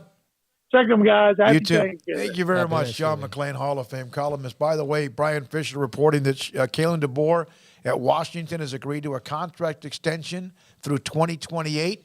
He was $3.1 million. Will probably make $5.5 million starting at the end, or starting his next year. Yeah, it deserves it. I say that, and there's always like the question of, do you give these extensions too quickly, and that's how you then end up in these massive buyout situations. But I mean, if you're going to give somebody, a contract extension, I think Washington certainly has reason to feel like they're headed in a good direction with him. So I can see it, but I do think colleges still do this way too quickly. But I also understand why. My question would be, if you're Washington, you step back, and Kalen DeBoer has done a great job, and he was an up-and-comer when they went and got him, right? But what job are you really worried about him taking? Like, really, when you get down to it, like, to go into Nebraska? Is that what you're worried about? And if that's the case, then I'd just be wary of that, because then you've got, I think the Jimbo Fisher situations are going to not happen as much, although there's a couple other coaches that have deals. I think Mel Tucker's got that same contract. I believe he has the same agent, and Jimmy Sexton, who is just amazing at his job. Yeah. But for the most part, sometimes nobody bats 1,000. But he is the Scott Boras of college coaches. So, but yeah, I just think a lot of times you're negotiating against yourself. A&M's done it a bunch. A&M did it with Kevin Sumlin. Mm-hmm. All right, look, if Kevin Sumlin, the Eagles were open, that's what they're worried about. So he goes to the Eagles. Go get another guy. Yeah, there's Craig's right. There's so many, and we're not complaining about the money that coaches get or the NIL money that athletes get. It's just on the case of coaches, like, for example, what if Mel Tucker, what if it doesn't work out? And Jimbo Fisher, has it worked out? This guy's he's finishing year 2. Yeah, DeBoer, right? He's finishing year 2, and they're like, we better sign. Okay, that's fine and all, but you're like, well, let's sign him for 5 more years. Like, I mean, my gosh, like, let Michael Penix leave first, and then let's see how he does next year after Penix leaves. But yeah, I guess this was, I say Nebraska, that his name's floated out there, or whether that's online generated or that's Kalen DeBoer and his agent going, what would be really smart? Let's float your name out for the Nebraska job or any other job, and then see how they react. And more often than not, these schools just, oh my God, can't let that happen. And they negotiate against themselves. Yep, they do. I mean, good for him, though. Good for him. Also, good for Washington. I know in the chat room there were things, someone, I don't know, reporting about Matt Rule, Nebraska. I don't know if that's true, whether or not they offered him yet. I do know that there has been interest. There's no question. I know that. And whether or not he's turned it down or not, I think that'd be a little bit earlier based on the timeline that I know about. But if he does, he does, and they move on and find somebody else, and maybe he also finds something else. I don't know. Also, here's the picture of Buffalo, New York. This is why they couldn't play football. Look at that. There's a car, I guess that's a driveway, that is the snow is as high as the car. What if you forgot to go shopping before that? Royally screwed, huh? So Amanda likes to remind me that when we had the freeze, that she surprised me that week and came and got stuck here. With the freeze? Yeah, the freeze. She was the day before. She showed up and surprised me. It was a big deal. And I didn't know. And so she didn't know the freeze was coming? Is that why you call her the Ice Queen? Just kidding. Yeah. No, but so she... How did she surprise you? I didn't know she was coming. She just knocked in the door, and she was living in Nashville then. And so I was like, okay, well, she's here for the week. And we get that night, and she's like, have you been to the grocery store? And I'm like, no, I've got plenty of food for me. I mean, I was good until, yeah. You sure she didn't look at the forecast and realize if she showed up that you were? Believe me, she did not know. She got caught completely blindsided by that. Well, it's going to be cold, and I'm sure it was like everything in Texas. Like, yeah, well, it'd be a day. Like we'll have a bad day and that'll be it. But no. Yeah, I had food, but it all froze. It's funny now, but it was not funny at the time when I was going like 2 days without anything to eat. I was the only one maybe in Waco that never lost electricity, never lost any kind of running water. No, everybody on your side. Yeah, no, of Lakeshore. My mom didn't. Can I admit this now that a couple of times though I'd run out in the car and I would go over to MCC because they had a shop class with a bunch of trees that had been cut down.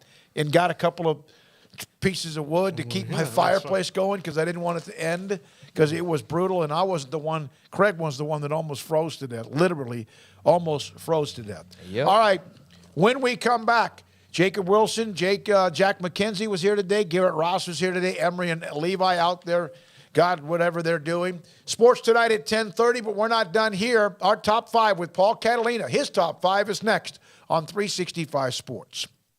If, in fact, you are in town for the holidays either this week for Thanksgiving or any time between now and New Year's and you want a place to work out, Waco Regional Tennis and Fitness on Lakeshore Drive in Waco is available to you. You don't have to be a member. They have day passes or even weekend passes or even extended passes for you to use the facilities, for you to be a part of what they do. It's freezing outside most every morning, or it's cold as heck, but inside you got all the machines that are going on, the treadmills, the Stairmaster, and the ellipticals. Then there's the free weights, and there are classes, and they have locker rooms, and they have all of what you need, the amenities with whirlpool and sauna.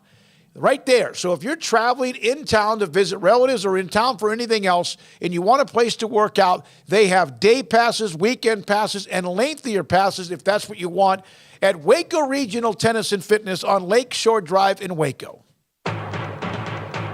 This month, Allen Samuelson Waco is having the Black Friday sales event. You can save big on the new 2022 Ram 1500 Crew Cab with total values up to $4,250 with 2.9% for 72 months. That's right, plus an extra $500 bonus cash to first responders and no payments until January 2023. Shop an award-winning dealership with award-winning product. Allen Samuelson Waco, the place to shop Ram trucks. Come by, let's be friends. From the first workout to the last practice, sports is an incredible and rewarding challenge. Hi, this is Dan Ingham with the First National Bank of Central Texas, and we're proud to support each athlete, every parent, and our educators. From families, small businesses, to the biggest industry, we're here to help. With remarkable products like our free First mobile app, we've got banking ideas that fuel big dreams. That's the First National Bank of Central Texas. Familiar faces making local decisions. Member FDIC, Equal Housing Lender. At Ideal MRI, we feel blessed to be part of the Waco community. We're a small family business here in Central Texas. At times like this, the cost of healthcare has never been more important. And unfortunately, significant illnesses and injuries still occur. And that's why Ideal MRI is open and here to serve you through this difficult time. So if you need an MRI, ask your doctor about Ideal MRI. You can schedule online in minutes at idealmri.com or call 833-IDEAL-MRI.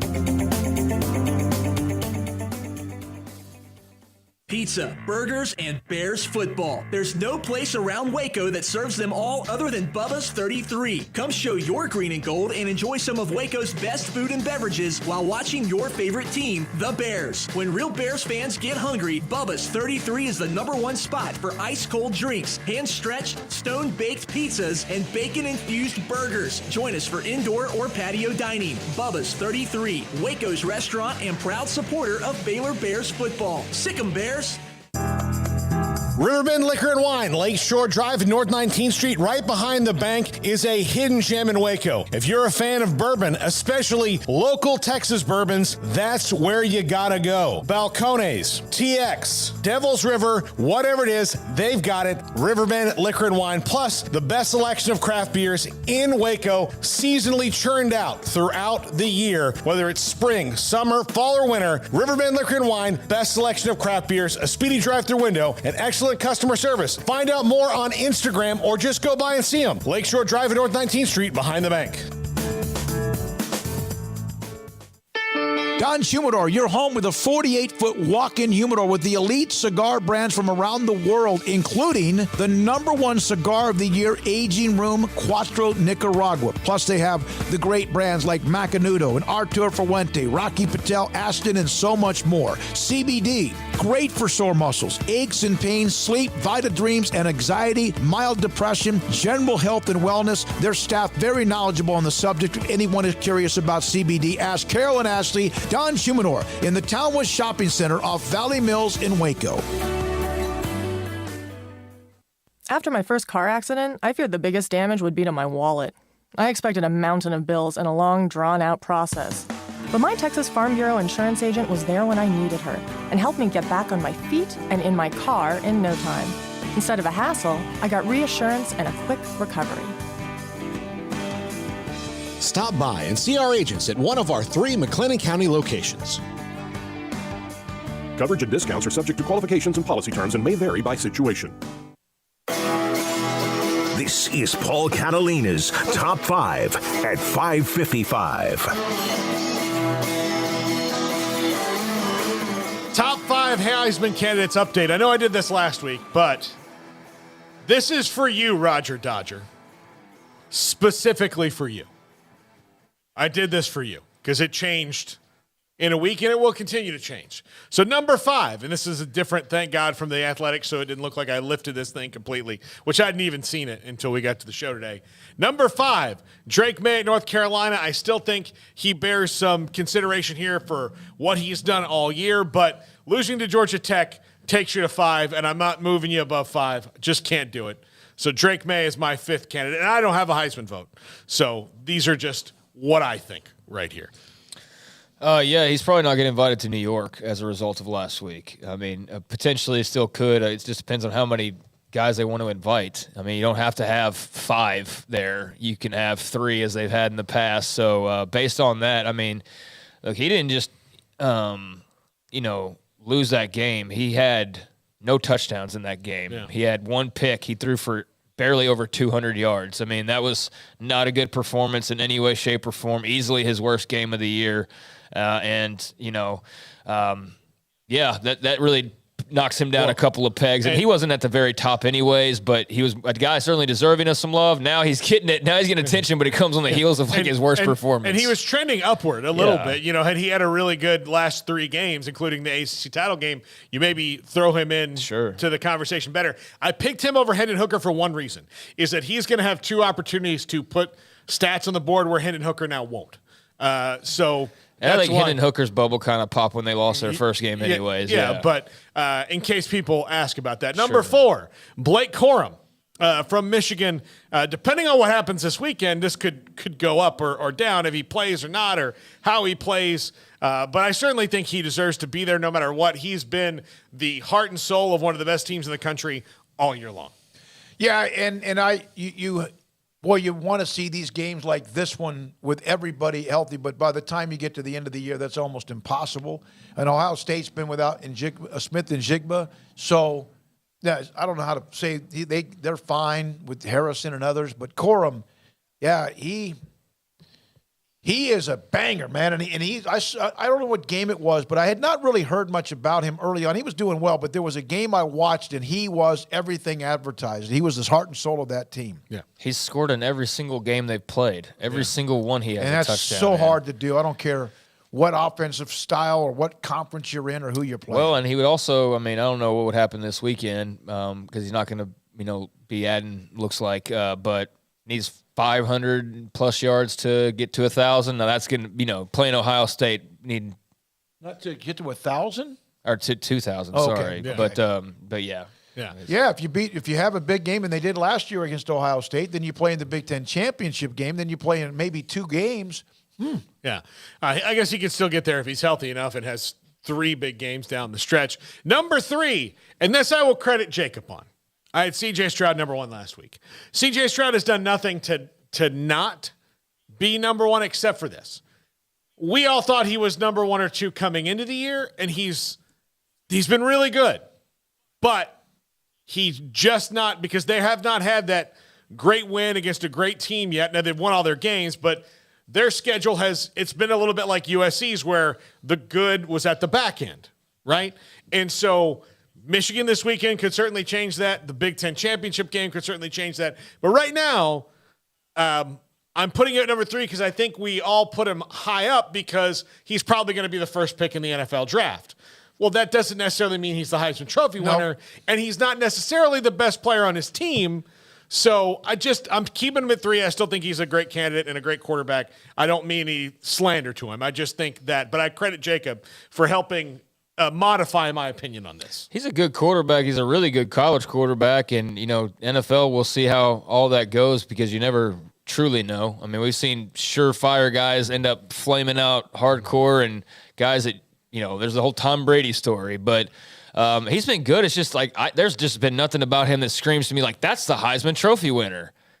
Like there's no Heisman moment. There's no huge win. Now again, maybe that changes this weekend. But I mean, basically they've beaten a couple of ranked teams at different times of the year, and now here at the end is when he could really win it to me because so far, I mean, again, he's been exceptionally solid. But there's nothing that you just screams best player in the country to me. And no, best player in the country, as you said, doesn't mean who's getting drafted first in the NFL. It has no bearing whatsoever on college football, the NFL draft. So that does not add points to his total. But, he could win it here this weekend for sure. What hurt him, though?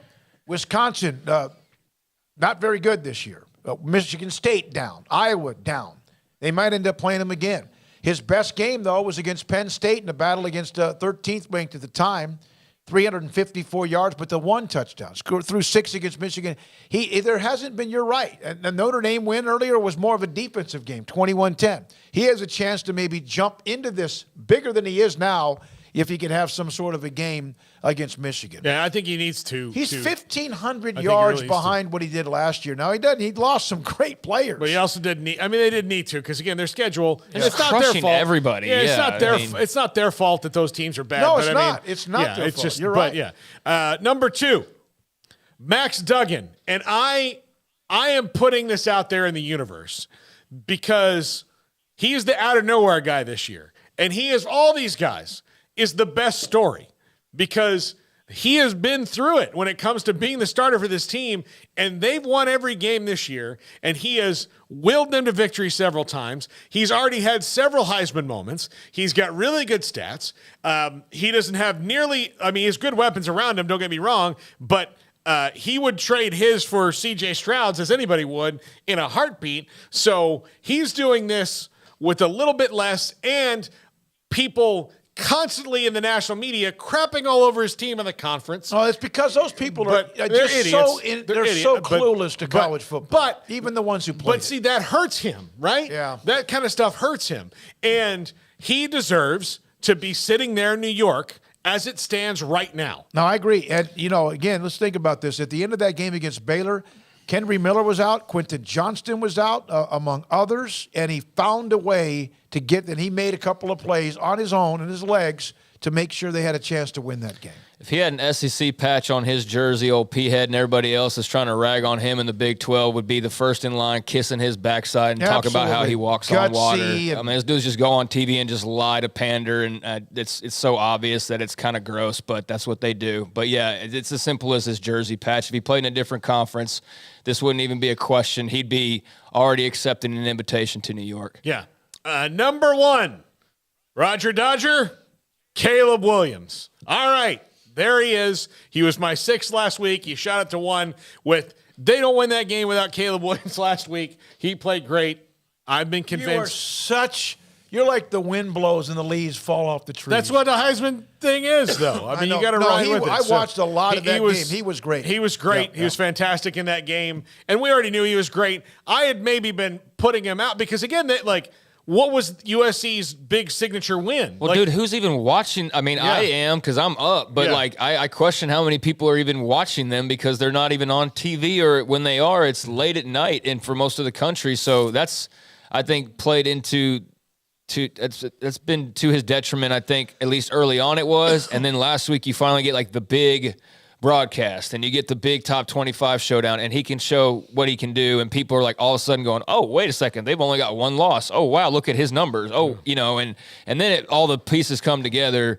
I mean, he's definitely right there at the top, if not, leading the mix right now. My only thing earlier was just, put Caleb Williams up there, but don't dismiss Max Duggan as though he's just, some lucky kid on a lucky team and all that. I think that's garbage, but I'm all for Caleb Williams, getting a ton of love. Yeah, absolutely. So there we go. There's my list. Yeah, Roger Dodger. Mea culpa. Roger Dodger. Happy Thanksgiving to everybody, by the way. A lot of you saying that to us, and we say it right back to you. One thing about Caleb Williams, primetime game with UCLA, and now Notre Dame, which will bring even more eyeballs to that one. He's a special talent, man. I mean, that was obvious when he was in Norman that he's special. But, getting better as he gets older. And surely you talk about NFL draft with Drake May or C.J. Stroud. I mean, we're definitely going to be talking about that very soon with him as well. Another year on Drake May and him. So, they're going to be talking about Heisman favorites entering next year. There's two there right out of the gates. Garrett Ross, Jacob Wilson, Jack McKenzie, Emery Winter, Levi Caraway. Tonight at 10:30 will be on the CW channel. So much more to get to. Paul Catalina, thank you. Craig Smoak, thank you. Happy Thanksgiving to everybody. And thanks to our amazing sponsors and you, who we reach every day on 365 Sports. I'm David Smoak. Good night.